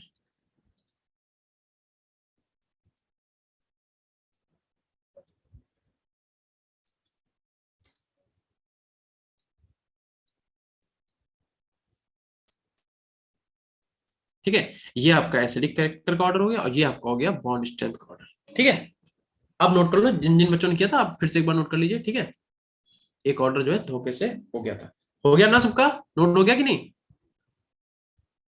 Yes sir. Yes sir. चलो ठीक है। हाँ चलिए ठीक है, अब आप हेडिंग डालिए reaction of halogen with oxygen. ठीक है, हेडिंग डालिए रिएक्शन ऑफ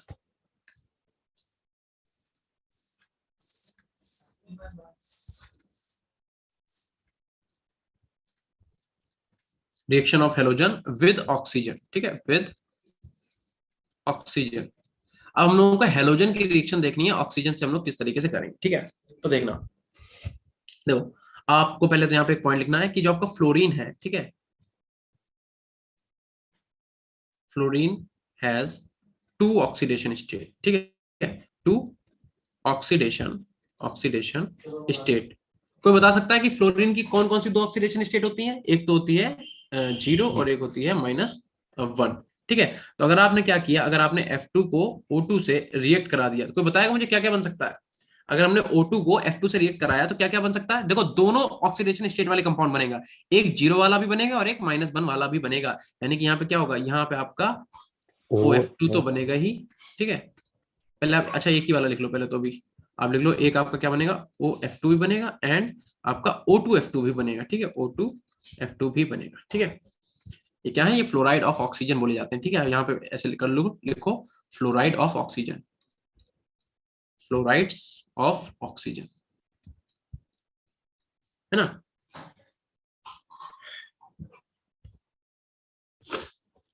लिख लीजिए। बाकी यहाँ पे आप लिखिएगा क्लोरीन आपका हो गया, और आपका ब्रोमीन हो गया, और आपका आयोडीन हो गया। लिखना फॉर्म मल्टीपल ऑक्साइड। ठीक है, मल्टीपल ऑक्साइड्स। जो आपके क्लोरीन ब्रोमीन आयोडीन है वो कई सारे ऑक्साइड्स का फॉर्मेशन करते हैं, जबकि फ्लोरीन जो है वो 2 ही टाइप के ऑक्साइड बनाता है। ठीक है, एक OF2 और एक O2F2। ठीक है, हो गया। अब आज का सबसे इंपॉर्टेंट टॉपिक हम लोग पढ़ेंगे इंटर हेलोजन कंपाउंड। ठीक है, तो आप हेडिंग डालो इंटर हेलोजन कंपाउंड।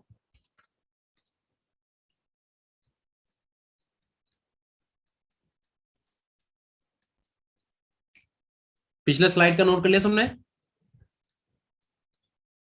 सर एक बार करना है।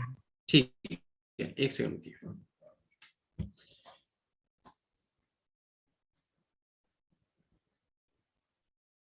Done sir. ठीक है बेटा।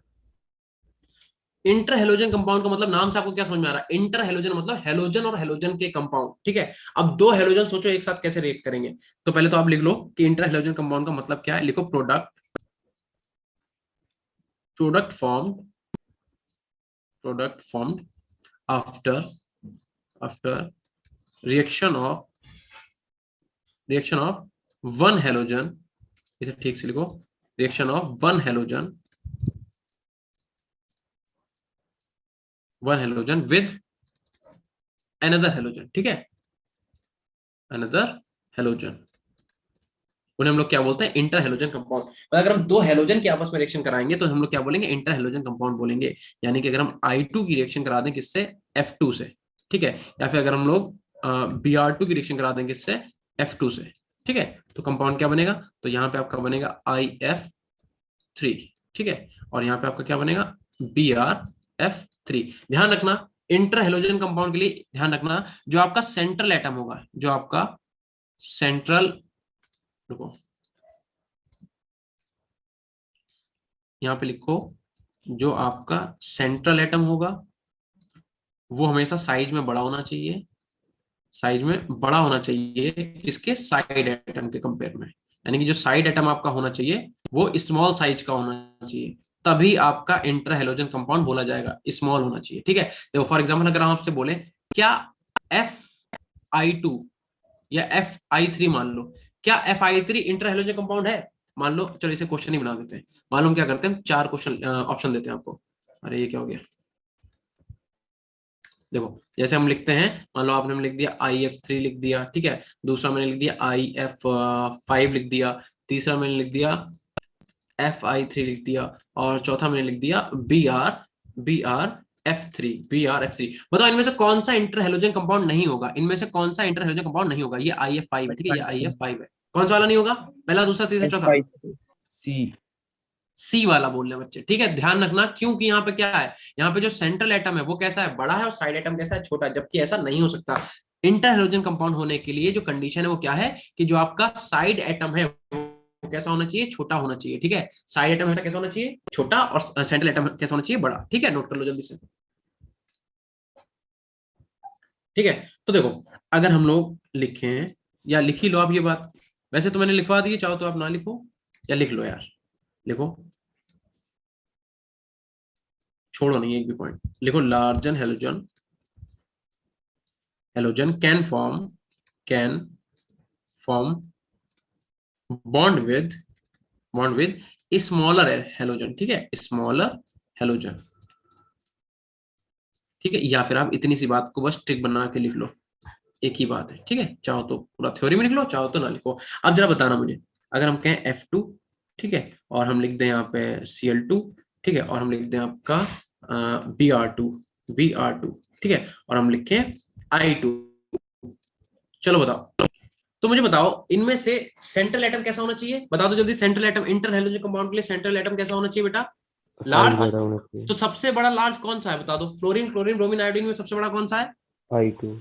I2, यानी कि जो आयोडीन है ये क्या करेगा, फ्लोरीन के साथ भी इंटर हैलोजन कंपाउंड बनाएगा, ये क्लोरीन के साथ भी बनाएगा और ये ब्रोमीन के साथ भी बनाएगा। इसलिए आप लोग ध्यान रखिएगा कि आयोडीन के सबसे ज्यादा इंटर हैलोजन कंपाउंड होते हैं, जैसे कि आपका होता है IF होता है, IF3 होता है, एंड आपका IF7 भी होता है। ऐसे क्या होता है, ICl3 होता है, ठीक है, ICl5 भी होता है, ICl5 भी होता है, और ICl भी तो होता है, ICl होता है। ऐसे आपका क्या होता है, IBr होता है, ठीक है, ऐसे ही आपका IBr3 होता है और IBr5 भी होता है। क्योंकि आयोडीन क्या है भाई, सबसे बड़ा है, तो सबसे बड़ा है और होना क्या चाहिए, जो ट्रिक क्या है, ट्रिक ये है, या फिर कह दो कंडीशन क्या, कंडीशन ये है कि सेंट्रल एटम होना चाहिए छोटा, साइड एटम होना चाहिए बड़ा, सॉरी उल्टा बोल गए, सेंट्रल एटम होना चाहिए बड़ा, साइड एटम होना चाहिए छोटा। तो आयोडीन जो है वो अपने ग्रुप में भैया सबसे बड़ा है, सबसे बड़ा है, तो क्या करेगा, फ्लोरीन के साथ भी बनाएगा, क्लोरीन के साथ भी, ब्रोमीन के भी और आयोडीन के। अब मुझे बताओ, जो आपका ब्रोमीन है, ब्रोमीन क्या आयोडीन के साथ बना सकता है क्या, बता दो।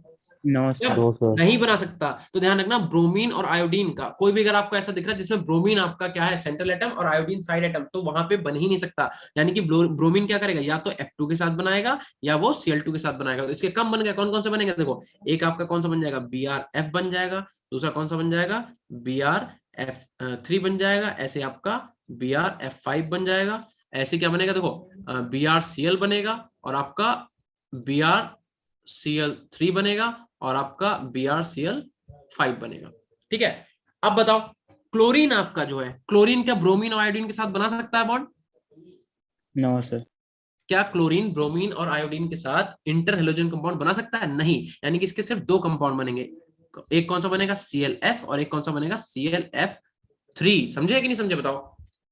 क्योंकि वो फ्लोरीन ब्रोमीन के साथ नहीं बनाएगा, ना ही आयोडीन के साथ बनाएगा, तो किसके साथ बनाएगा, बचा कौन, क्लोरीन। ठीक है, तो क्लोरीन जो है, सॉरी फ्लोरीन, तो क्लोरीन जो है वो सिर्फ फ्लोरीन के साथ ही इंटरहेलोजन कंपाउंड बनाता है, इसलिए इसके सिर्फ दो ही दिखने को मिलते हैं, एक कौन सा ClF और एक कौन सा ClF3। और ध्यान यहाँ पे लिख लेना F2 लिख लो, क्योंकि F2 तो साइड में सबसे छोटा है, तो एक किसी के साथ नहीं बनाता, लिख लो नो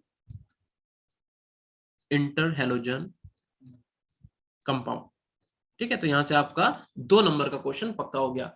अगर आपको कहीं भी इंटर हेलोजन कंपाउंड का क्वेश्चन दिखेगा तो आप सही करके आओगे। क्यों? क्योंकि आपको पता है कि फ्लोरीन का कोई इंटर हेलोजन कंपाउंड होता नहीं है, क्लोरीन के 2 होते हैं। कौन सा? क्लोरीन सिर्फ फ्लोरीन के साथ बनाता है, या तो ClF होगा या ClF3 होगा, और Cl पहले होना चाहिए। देखो पहले का मतलब सेंट्रल एटम कौन सा होना चाहिए, Cl होना चाहिए, क्योंकि इंटर हेलोजन कंपाउंड के लिए सेंट्रल एटम होना चाहिए कैसा, बड़ा, साइड एटम होना चाहिए छोटा। बोलो इतना क्लियर है? Yes sir. चलो ठीक है, अब आ जाते हैं Yes, नेक्स्ट sir. में। नोट कर लिया सबने कि नहीं? नोट कर लो, बोल दिया करो बेटा, अगर नोट नहीं किया हुआ के तो बोल दिया करो, ठीक है?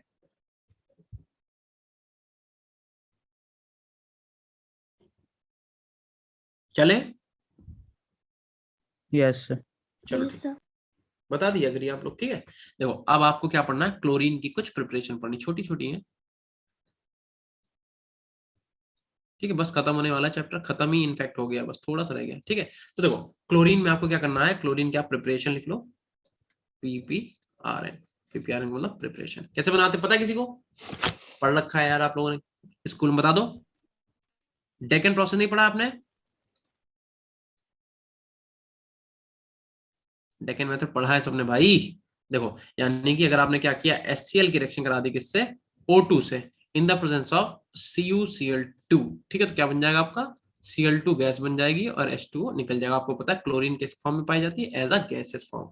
ठीक है, यस सर। ठीक है, तो अब आप हेडिंग डालिए reaction of chlorine with metal. ठीक है, यहाँ पे लिखो, बस क्लोरीन ही पढ़ना हम लोगों को, reaction of chlorine with metal. हम लोग को क्लोरीन की रिएक्शन देखनी किसके साथ, मेटल के साथ, मेटल के साथ। ठीक है, चलो तो देखो मेटल के साथ मतलब अगर हम क्लोरीन की रिएक्शन करा दें किससे, अगर हम क्लोरीन की रिएक्शन करा दें सोडियम से, क्लोरीन की रिएक्शन करा दें मैग्नीशियम से, और हम क्लोरीन की रिएक्शन करा दें किससे, एल्यूमिनियम से। ठीक है, कोई बता सकता है बेटा क्या प्रोडक्ट बनेगा? देखो पहले में क्या बन जाएगा, NaCl, पता ही आपको, बैलेंस करना पड़ेगा रिएक्शन। दूसरे में क्या बन जाएगा आपका MgCl2, और तीसरे में क्या बनेगा, AlCl3। बनेगा कि नहीं बनेगा? ठीक है, यस। चलिए बस जितना हम आपको लिखा रहे हैं इतना ही नोट करना, कोई थ्योरी नहीं, कुछ भी एक्स्ट्रा नहीं, बस लेकिन इतना आपको हाँ प्रॉपर याद करना पड़ेगा, एक एक लाइन आपको रटनी पड़ेगी, याद करनी पड़ेगी, जहां पे समझना है वहां पे समझना पड़ेगा। ठीक है, अब देखो chlorine with chlorine with non metal, ठीक है। अगर हम क्लोरीन की रिएक्शन नॉन मेटल से कराएं तो क्या होगा, क्लोरीन विद नॉन मेटल, ठीक है। तो देखो अगर हमने क्या करा, Cl2 लिया और Cl2 की रिएक्शन में P4 से करा दी। P4 क्या है बता दो बेटा, फॉस्फोरस। फास्फोरस, व्हाइट फास्फोरस, ठीक है। और वो भी हमने लिमिटेड फॉर्म में लिया, ठीक है, ये भी ध्यान रखना। P4 भी हम कैसा ले रहे हैं, लिमिटेड फॉर्म में ले रहे हैं, मतलब दो रिएक्शन देखने को मिलेंगे, एक लिमिटेड में एक एक्सेस में। लिमिटेड फॉर्म में बताएगा कोई क्या बनेगा, बता दो, पता ही होगा आपको क्या बनेगा यहाँ पे, PCl3। और अगर हमने क्या किया, अगर हमने क्लोरीन लिया और हमने P4 लिया, ठीक है, और हमने इसे एक्सेस फॉर्म में लिया, एक्सेस फॉर्म में, ठीक है, तो क्या बन जाएगा, PCl5। सबको PCl3 PCl5 की स्ट्रक्चर पता है बेटा, क्या सबको PCl5 की स्ट्रक्चर पता है? Yes sir. ठीक है, तो कभी कभी इनकी स्ट्रक्चर से भी आपसे पूछ देगा डायरेक्ट, ठीक है, तो Yes, आपको पता होना madam. चाहिए, ठीक है, ये आपको पता होगा, ठीक है। इन बॉन्ड्स को क्या बोलते हैं बेटा, इन वाले बॉन्ड्स को,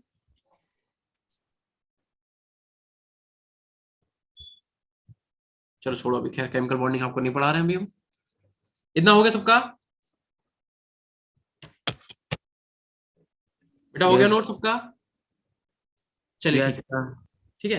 तो इसमें आप एक रिएक्शन और नॉन मेटल से देख लो, यहीं लिख लो कहीं पे, ठीक है, आप लिख लो, अगर हम Cl2 की रिएक्शन, अगर हम Cl2 की रिएक्शन S8 मॉलिक्यूल से करा दें, ठीक है, तो क्या बनेगा, तो आपका H2Cl2 बन जाएगा, ठीक है। तो 3 रिएक्शन आप याद रखिएगा नॉन मेटल से, ठीक है। चलो नोट कर लो, चलते हैं फिर नेक्स्ट स्लाइड पे, ठीक है। चले बेटा, चलो डन सर। ठीक है बेटा, देखो हाँ, इसमें लिखो, लिखो क्या, इसमें लिखो reaction of chlorine with NH3, ठीक है। अगर हम NH3 से रिएक्शन करा दें क्लोरीन की, तो देखो इसमें बेटा दो केस बनेंगे, एक तो अगर आपने Cl2 की रिएक्शन NH3 से कराई, कैसे, एक्सेस फॉर्म में, ठीक है, एक्सेस फॉर्म में, और दूसरा अगर आपने Cl2 की रिएक्शन करा दी किससे, मान लो आपने Cl2 को एक्सेस फॉर्म में ले लिया, फॉर एग्जांपल आपने क्या करा, Cl2 को एक्सेस फॉर्म में ले लिया, तो यहाँ पे दोनों में अलग अलग प्रोडक्ट बनेंगे, ठीक है। कोई बता सकता है मुझे कि पहली वाली रिएक्शन में बेटा क्या प्रोडक्ट बनेगा, आप 12th में पढ़ चुके हो वैसे तो, बता सकते हो बेटा। देखो यहाँ पे आपका बनेगा अमोनियम क्लोराइड NH4Cl और प्लस यहाँ पे आपकी N2 गैस निकलेगी। वेयर अगर आपने क्लोरीन को एक्सेस फॉर्म में लिया तो वो वाला कंपाउंड बनेगा जिसमें क्लोरीन का अमाउंट ज्यादा हो, यानी कि आपका NCl3 बन जाएगा एंड आपका HCl3 HCl जो है अलग निकल जाएगा। देखो आपने क्या करा, NH3 को जब एक्सेस फॉर्म में लिया तो ऐसा कंपाउंड मिलेगा जिसके अंदर NH3 का कंपोनेंट हो, अमोनियम क्लोराइड के अंदर अमोनिया है कि नहीं है बताओ। अगर आपने Cl2 को क्लोरीन को एक्सेस फॉर्म में लिया तो ऐसा कंपाउंड बनेगा जिसके अंदर क्लोरीन की मात्रा ज्यादा हो, यानी कि NCl3 एक ऐसा कंपाउंड बना जिसके अंदर क्लोरीन के 3 एटम है, ठीक है। तो ये ध्यान रखना, 2 रिएक्शन आप ये भी याद कर लीजिए, जल्दी से नोट कर लीजिए, हो गया बेटा। चलो इसके बाद लिखो आप रिएक्शन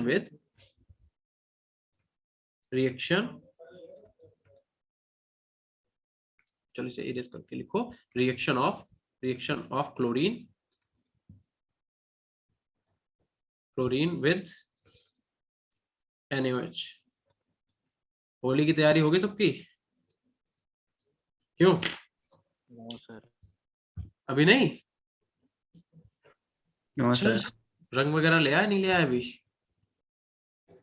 नो सर। अरे ले आओ भाई अब तो, लेकिन आप लोगों के एग्जाम, कपड़े वपड़े ले लिए नहीं लिए अभी, सर है कब होली? होली आई थिंक 18 को है शायद, रंग जो है वो 18 को शायद खेला जाएगा, बाकी तो हाँ 18 को ही है आई थिंक, 18 या 19 को है, हमें भी क्लियर नहीं है पूरा, 18 को ही है शायद, ठीक है। चलो देखो, तो यहाँ पे 2 कंडीशन बनेगी, नेहा इस बार की होली 22 मार्च को मनाएंगे, अच्छा आपके एग्जाम स्टार्ट हो रहे हैं, अब ये तो है ही भाई, थोड़ा तो सेक्रीफाइस करना ही पड़ेगा,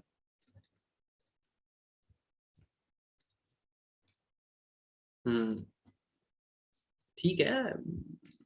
एग्जाम तो 12th तो आप एक ही बार करोगे, होली तो हर साल आएगी भाई, है ना।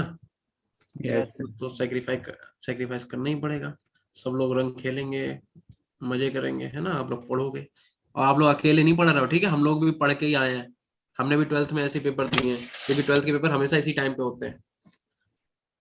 मर तो होते कि नहीं होते बताओ, क्या कह रहे हो बेटा, क्या कह रहे हो बेटा? देखो आप कैसे याद रखोगे कि अगर हमने रिएक्शन करा दी क्लोरीन की NaOH से, ठीक है, तो आपको क्या याद रखना है? देखो अगर आपने NaOH लिया कोल्ड या फिर डाइल्यूट, अगर माहौल ठंडा है, ठीक है, अगर माहौल कैसा है, ठंडा है, तो ध्यान रखना सीधे सीधे क्या होगा, NaCl बन जाएगा और NaOCl सोडियम ऑक्सीक्लोराइड बन जाएगा। बट अगर आपने माहौल गर्म कर दिया, ठीक है, अगर आपने हॉट एंड कंसंट्रेटेड आपने कैसा लिया NaOH, तो क्या होगा, NaCl तो बनेगा बट उसके साथ में आपका एक ऐसा मॉलिक्यूल बनेगा जिसके अंदर ऑक्सीजन का जो अमाउंट है वो ज्यादा होगा, यानी कि NaClO3। समझे? तो बस इतनी ही रिएक्शन थी, बस क्या, बस ये रिएक्शंस कंप्लीट हो गए आपके, उसके आगे आपको एक भी रिएक्शन नहीं पढ़नी, बस हम मुझे 2 मिनट दो, ऑक्सो एसिड और पढ़ा दें, बस खत्म करते हैं, ठीक है? तो आप ये नोट कर लो जल्दी से, उसके बाद हेडिंग डालो ऑक्सो एसिड, ठीक?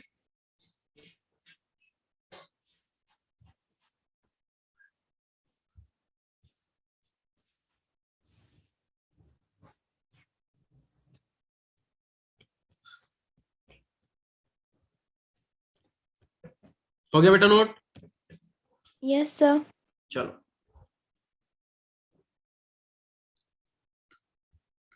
तो अब हेडिंग डालिए आप ऑक्सो एसिड्स।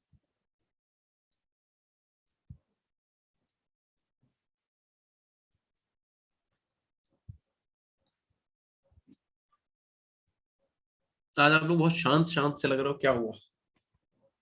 पेपर की तैयारी अच्छी चल रही है कि नहीं, पहले बता दो भाई। अच्छी चली सर। चलिए बहुत अच्छी बात है, बहुत अच्छे से एग्जाम दीजिए, फिर आपसे फिर मिलते हैं हम लोग, ठीक है? अगर मान लो यहाँ पे हम लोग कोई भी लेते हैं फ्लोरीन, देन क्लोरीन लिख लो, यहाँ पे लिख लो ब्रोमीन, और यहाँ पे रख लो आप आयोडीन, ठीक है? और तो कितने टाइप के इनके ऑक्सो एसिड बनेंगे देख लो। एक तो आप इनका बनेगा HOX टाइप का, ठीक है, और एक इनका बनेगा HXO2 टाइप का, एक बनेगा इनका HXO5 टाइप का, HXO3 टाइप का, 2 हो गया ना, 3, हाँ, और एक बनेगा इनका HXO4 टाइप का। इतने टाइप के ऑक्सो एसिड होते हैं किसके, हेलोजन फैमिली के, ठीक है? चलो लिख लो। तो देखो फ्लोरीन का कौन सा बनता है, फ्लोरीन का HOF बनता है, ठीक है, और बाकी के कोई भी नहीं बनते, ना तो O2 बनता, ना O3 बनता, ना ही O4 बनता है, ठीक है? अगर हम बात करें Cl की, तो ध्यान रखो इसका HOCl भी बनेगा, इसका अपने पास HO2Cl भी बनेगा, और इसका HO3Cl भी बनेगा, और इसका HO4Cl भी बनेगा। क्लोरीन के सारे ही बनते हैं, ठीक है? ध्यान रखना ब्रोमीन की अगर बात करें तो ब्रोमीन का HOBr बनता है, देन उसके बाद HOX2 नहीं बनता क्लोरीन का, ठीक है? देन उसके बाद HBrO3 बनता है और HBrO4 भी बनता है, ठीक है? और अगर आयोडीन की बात करें तो यहाँ पे लिख लो आपका कौन सा HO आएगा, उसके बाद ये नहीं बनेगा, HiO3 आएगा और HiO4 आएगा, ठीक है? बस आपको इतने से याद रखना और कुछ भी नहीं। सर आयोडीन का क्या लिखा है, HO लिखा है क्या? HO नहीं, सॉरी, HOI होगा यहाँ पे, सॉरी HOI होगा, HOI, ठीक है? नोट कर लीजिए।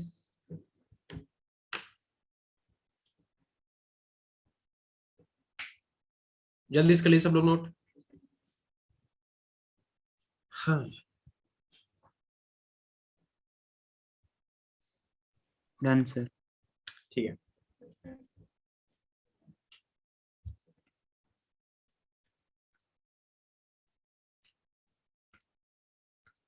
चलो ठीक है, एक क्वेश्चन जरा करके दिखाओ मुझे। क्वेश्चन लिखिए, लिखियो arrange in increasing acidic order strength,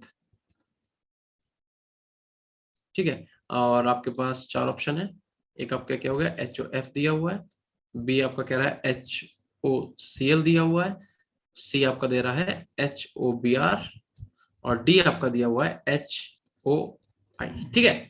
बता दो भाई, एसिडिक ऑर्डर बताना है आपको, एसिडिक ऑर्डर।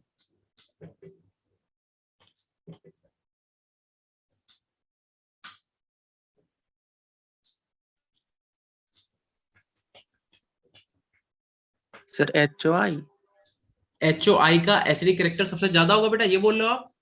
Yes sir. चलिए, और कोई आंसर देना चाहेगा? पोल नहीं करेंगे हम, ऐसे बताओ आप लोग। एरी A4 पूछे सर आप नीटियन हो या IITian? बेटा हम गेट के एस्पिरेंट, ठीक है, हम गेट ये मतलब आप लोग जो तैयारी कर रहे हो ये आप ग्रेजुएशन लेवल की कर रहे हो, और हम जिस चीज की प्रिपरेशन कर रहे हैं वो गेट का एग्जाम है, ठीक है, यानी कि हायर एजुकेशन है, वो PhD के लिए होता है, ठीक है, या फिर PSUs के लिए होता है। चलिए बताइए।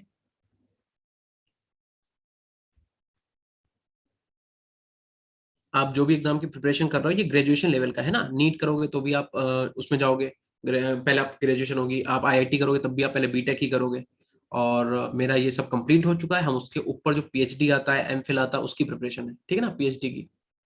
बताएगा कोई बेटा? तो एक बच्चे ने अभी तक आंसर दिया है HOI, एक बच्चे का आंसर आया है HOI, और मुझे ऐसा लगता है कि 90% बच्चे यही सोच रहे होंगे। चलो पोल कर ही लेते हैं, ठीक है, एक क्वेश्चन में पोल कर ही लेते हैं, ठीक है। पोल ये है कि बताओ भाई, इस क्वेश्चन की 4 चॉइस है, सुन लो। क्वेश्चन में क्या करना है कि बताओ सबसे ज्यादा एसिडिक ऑर्डर किसका होगा, सबसे ज्यादा एसिडिक स्ट्रेंथ किसकी होगी, जल्दी बता दो। 4 ऑप्शन में से सबसे ज्यादा एसिडिक स्ट्रेंथ किसकी होगी, आंसर देना चालू करिए। 100% बच्चे बोल रहे हैं 4, चलो ठीक है। 29% बच्चे बोल रहे हैं फर्स्ट, एंड 63% बच्चे बोल रहे हैं फोर्थ। एक दो बच्चे 2 भी बोल रहे हैं, सेकंड ऑप्शन को भी चूज कर रहा है, आई डोंट नो व्हाई। चलो देखो बेटा, एक चीज सुनो, जिन बच्चों ने 4 बोला उनसे हमें कोई दिक्कत नहीं, ठीक है, उनका दिमाग अपनी जगह सही जा रहा था। जो बच्चे फर्स्ट बोल रहे हैं वो तो सही जा ही रहे, बट जो सेकंड बोल रहे हो आप लोग बेटा कुछ भी बोल देते हो, पहले सोचा तो करो क्या क्या चीज पूछी गई है, ठीक है। देखो इधर, अभी एक बात बताओ, अगर हम आपसे कहें कि HF में, ठीक है, HBr में, HCl रह गया ना, हाँ HCl और लिख लो यहाँ पे बीच में। देखो अगर हम आपसे कहें कि HCl में, ठीक है, देन उसके बाद HBr में और HI में, इनमें अगर हम आपसे एसिडिक ऑर्डर पूछें, ठीक है, तो आप बताओगे टॉप टू बॉटम आने पे क्या होता है, साइज बड़ा होता है, तो हाइड्रोजन यहां से जल्दी निकल जाएगा, तो एसिडिक ऑर्डर का स्ट्रेंथ ये होगा, HI का एसिडिक ऑर्डर सबसे ज्यादा होगा, बिल्कुल सही बात है, कोई दिक्कत नहीं है। लेकिन एक बात बताओ, यहाँ पे क्या हो रहा है, OHF, then OHCl, then OHBr, और लास्ट में क्या आता है OHI। तो एक बात बताओ बेटा, यहां से H नहीं निकल रहा है, यहां से OH निकल रहा है, तो सबसे आसानी से OH कौन निकाल देगा, सबसे आसानी से OH निकालेगा आयोडीन जो है, लास्ट वाला कंपाउंड जो है, सबसे आसानी से OH नेगेटिव निकाल देगा। यानी कि इन जनरल क्या होता है कि टॉप टू बॉटम जाने पे एसिडिटी बढ़ती है, बढ़ती कि नहीं बताओ, एसिडिटी का ऑर्डर जो है वो इंक्रीज होता है, बट यहाँ पे क्या हो रहा है, यहाँ पे बेसिसिटी का ऑर्डर बढ़ रहा है। ठीक से देखो, यहाँ पे बेसिसिटी का जो ऑर्डर है वो इंक्रीज हो रहा है, क्यों? क्योंकि टॉप टू बॉटम जाने पे OH नेगेटिव आयन को आयोडीन बहुत आसानी से निकाल दे रहा है। इसका मतलब एसिडिटी इसकी अपोजिट होगी कि नहीं होगी, बताओ। एसिडिटी इसकी अपोजिट होगी, इसका मतलब जो सही ऑर्डर होगा वो क्या होगा, HOF की एसिडिटी सबसे ज्यादा, देन उसके बाद HOCl की, फिर क्या आएगा अपने पास, HOBr आएगा, और एट लास्ट क्या आएगा, HOI। बोल इतना क्लियर है कि नहीं है? Yes sir. So, देखो जरा सा क्वेश्चन आया, अभी हम आपको इतनी देर से ये सब चीजें पढ़ा रहे थे, और एक क्वेश्चन आया उसमें आप फंस गए, बस आपने दिमाग नहीं लगाया, फंस गए। देखो बेटा, यहाँ पे हम लोग जो HF, HCl, HBr, HI की बात कर रहे हैं, तो टॉप टू बॉटम जाने में हाइड्रोजन निकल रहा है ना, तो हाइड्रोजन जो निकालते हैं वो क्या होता है, एसिड होते हैं, और जो OH नेगेटिव निकालते हैं वो क्या होते हैं, बेसिस होते हैं। तो यहाँ पे क्या है, H निकल रहा था तो टॉप टू बॉटम जाने पे एसिडिटी इंक्रीज हो रही थी, बट यहाँ पे देखो ना, यहाँ पे देखो HOF, HOCl, HOBr, HOI, यानी कि OH जो है वो जुड़ा हुआ है आयोडीन से, तो टॉप टू बॉटम आने पे क्या होगा, साइज बड़ा होगा, तो यानी कि आयोडीन का और OH का बॉन्ड सबसे बड़ा होगा, तो आयोडीन क्या करेगा, OH को बहुत आसानी से निकाल देगा। अब जो OH को जल्दी निकालेगा वो ज्यादा बेसिक होगा, इसका मतलब टॉप टू बॉटम आने पे बेसिसिटी बढ़ रही है, तो अगर टॉप टू बॉटम आने पे बेसिसिटी बढ़ रही है, दैट मीन एसिडिटी क्या हो रही है, डिक्रीज हो रही है, इसका मतलब एसिडिटी का ऑर्डर रहेगा ये, ठीक है। ये किसका ऑर्डर है, ये है एसिडिटी का ऑर्डर। नोट कर लीजिए जल्दी से, इस क्वेश्चन को नोट कर लीजिए, और एक क्वेश्चन हम आपको दे रहे हैं घर के लिए, आप मुझे करके बताना इसका क्या सही आंसर है, ठीक है। बाकी हम ये सब इरेज कर रहे हैं, और लास्ट हमारी अब जब भी क्लास हम लोग मिलेंगे तो हम लोग यहीं से कंटिन्यू करेंगे, ठीक है। इसमें अब कुछ बचा नहीं, चैप्टर आपका 11 जो 17 चैप्टर है, 17 ग्रुप ये खत्म हो गया। 18th ग्रुप आपका जो मुश्किल से अगर होगा तो 15 मिनट का चैप्टर है, ठीक है, क्योंकि उसमें कुछ है नहीं, बहुत ही छोटे छोटे कंपाउंड्स है, उसे हम लोग 15 मिनट खत्म कर लेंगे। तो हम लोग का जो भी नेक्स्ट सेशन होगा, आप ये चैप्टर पढ़ के रखिएगा, हम लोग इसका सीधे जो प्रीवियस ईयर क्वेश्चन है उनकी प्रैक्टिस करेंगे, ठीक है। तो देखो क्वेश्चन इसी का बी पार्ट क्या है, बी पार्ट है कि अगर हम बात करें HClO की और HClO2 की, या फिर HClO3 की और HClO O4 की। आपको बताना है इसमें एसिडिक ऑर्डर का क्या ही रोल रहेगा, ठीक है, बताना एसिडिक ऑर्डर का क्या रहेगा ऑर्डर, ठीक है। कोई बता सकता है? अभी बता दो, खत्म करें इसे भी। कोई बता सकता है क्या? सर HClO4 सबसे ज्यादा। HClO4। बेटा बेटा क्यों ऐसा, क्यों क्यों बोला आपने सर ऐसा? क्यों सर क्योंकि उसमें 4 ऑक्सीजन लगे हैं, तो हाइड्रोजन से इलेक्ट्रॉन बहुत ज्यादा खींचते हैं, तो H+ बहुत आसानी से निकल पाएगा। नहीं, ऐसा कुछ भी नहीं है, ठीक है, ये कुछ भी नहीं, बस आपको, आपने आंसर हालांकि सही दिया। देखो, आपको एक ट्रेंड लिखना है कि acidity is directly proportional to the oxidation state. Oxidation state, ठीक है, जिस जिस भी मॉलिक्यूल के अंदर ऑक्सीडेशन स्टेट सबसे ज्यादा होगी वो सबसे ज्यादा एसिडिक होगा। अब जरा एक बार बताओ, क्या हम लोग ऊपर वाले में एसिडिटी चेक, वो ऑक्सीडेशन स्टेट चेक कर सकते थे? तो यहाँ तो सबकी +1 आ रही है, यहाँ तो ऑक्सीडेशन स्टेट सबकी सेम है, लेकिन इस वाले में हम लोग ऑक्सीडेशन स्टेट को देख सकते हैं। तो ध्यान रखना, यहाँ पे ऑक्सीडेशन स्टेट कितनी है, +1 क्लोरीन की है, यहाँ पे कितनी है, +3 है क्लोरीन की, यहाँ पे कितनी है, +5 है, और इस वाले में कितनी है, +7। तो higher is the oxidation state, higher will be the acidity, that mean acidity का ऑर्डर ये रहेगा, ठीक है। Yes sir. ठीक है, Yes. इसे आप लोग नोट कर लेना, ये वाली बात नोट कर लीजिएगा, ठीक है, कि आपका क्या है, पहले यहाँ पे लिख देते हैं, ये आपके +1 था, ये आपका था +3 ऑक्सीडेशन, ये थी +5 और ये थी +7। क्या सबको ऑक्सीडेशन स्टेट निकालना आता है बेटा? Yes. तो इसे आप ट्रिक बना के लिख लो कि एसिडिटी जो है वो डायरेक्टली प्रोपोर्शनल होती है किसके, ऑक्सीडेशन स्टेट के। मतलब जिसकी ऑक्सीडेशन स्टेट ज्यादा, जिसकी मतलब किसकी, सेंट्रल मेटल एटम की, जिसमें ऑक्सीडेशन स्टेट ज्यादा होगी वो ज्यादा एसिडिक होंगे। तो बस इस चैप्टर को हम लोग आज यहीं पे फिनिश करते हैं, ठीक है। अब हम लोगों का बस सिर्फ बचा है ग्रुप नंबर 18। तो ग्रुप नंबर 18 आपका बहुत ही छोटा सा चैप्टर है, ठीक है, 15 मिनट के अंदर 20, अगर बहुत ज्यादा स्ट्रक्चर हमने ड्रॉ करके दिखा दी तो, ठीक है, 20 मिनट के अंदर। उसके बाद हम लोग क्या करेंगे, प्रीवियस ईयर क्वेश्चन की प्रैक्टिस करेंगे। हम बहुत सारे क्वेश्चंस लेके आएंगे, उसकी हम लोग प्रैक्टिस करेंगे। तो नेक्स्ट क्लास हमारी जब भी होगी तो आप लोग क्या करना, इस चैप्टर को बहुत अच्छे से तैयार कर लेना, क्योंकि आपका पूरा चैप्टर हो चुका है, सिर्फ एक ग्रुप बचा है, ठीक है। Yes, sir. Yes, ठीक sir. है, Yes, sir. चलिए, आई थिंक आज के बाद हमारी क्लास है नहीं, तो आपको अभी से होली विश कर देते हैं, ठीक है। Wish you all the very best, और Thank आपके एग्जाम you. के लिए आपको बहुत बहुत शुभकामनाएं, ठीक है, और होली बहुत अच्छे से मनाइए, ठीक है। चलो, हाँ भाई अमित, पता चल गया मुझे कि टाइम ओवर हो गया। चलिए ठीक है, मिलते हैं, ठीक है, bye bye. Bye, sir. Bye, sir. Bye बेटा। Thank you, sir. Neha thank you बेटा, थैंक यू, यूट्यूब, ठीक है, चलो bye bye bye. Goodbye sir. Good Bye. Night बेटा, गुड नाइट।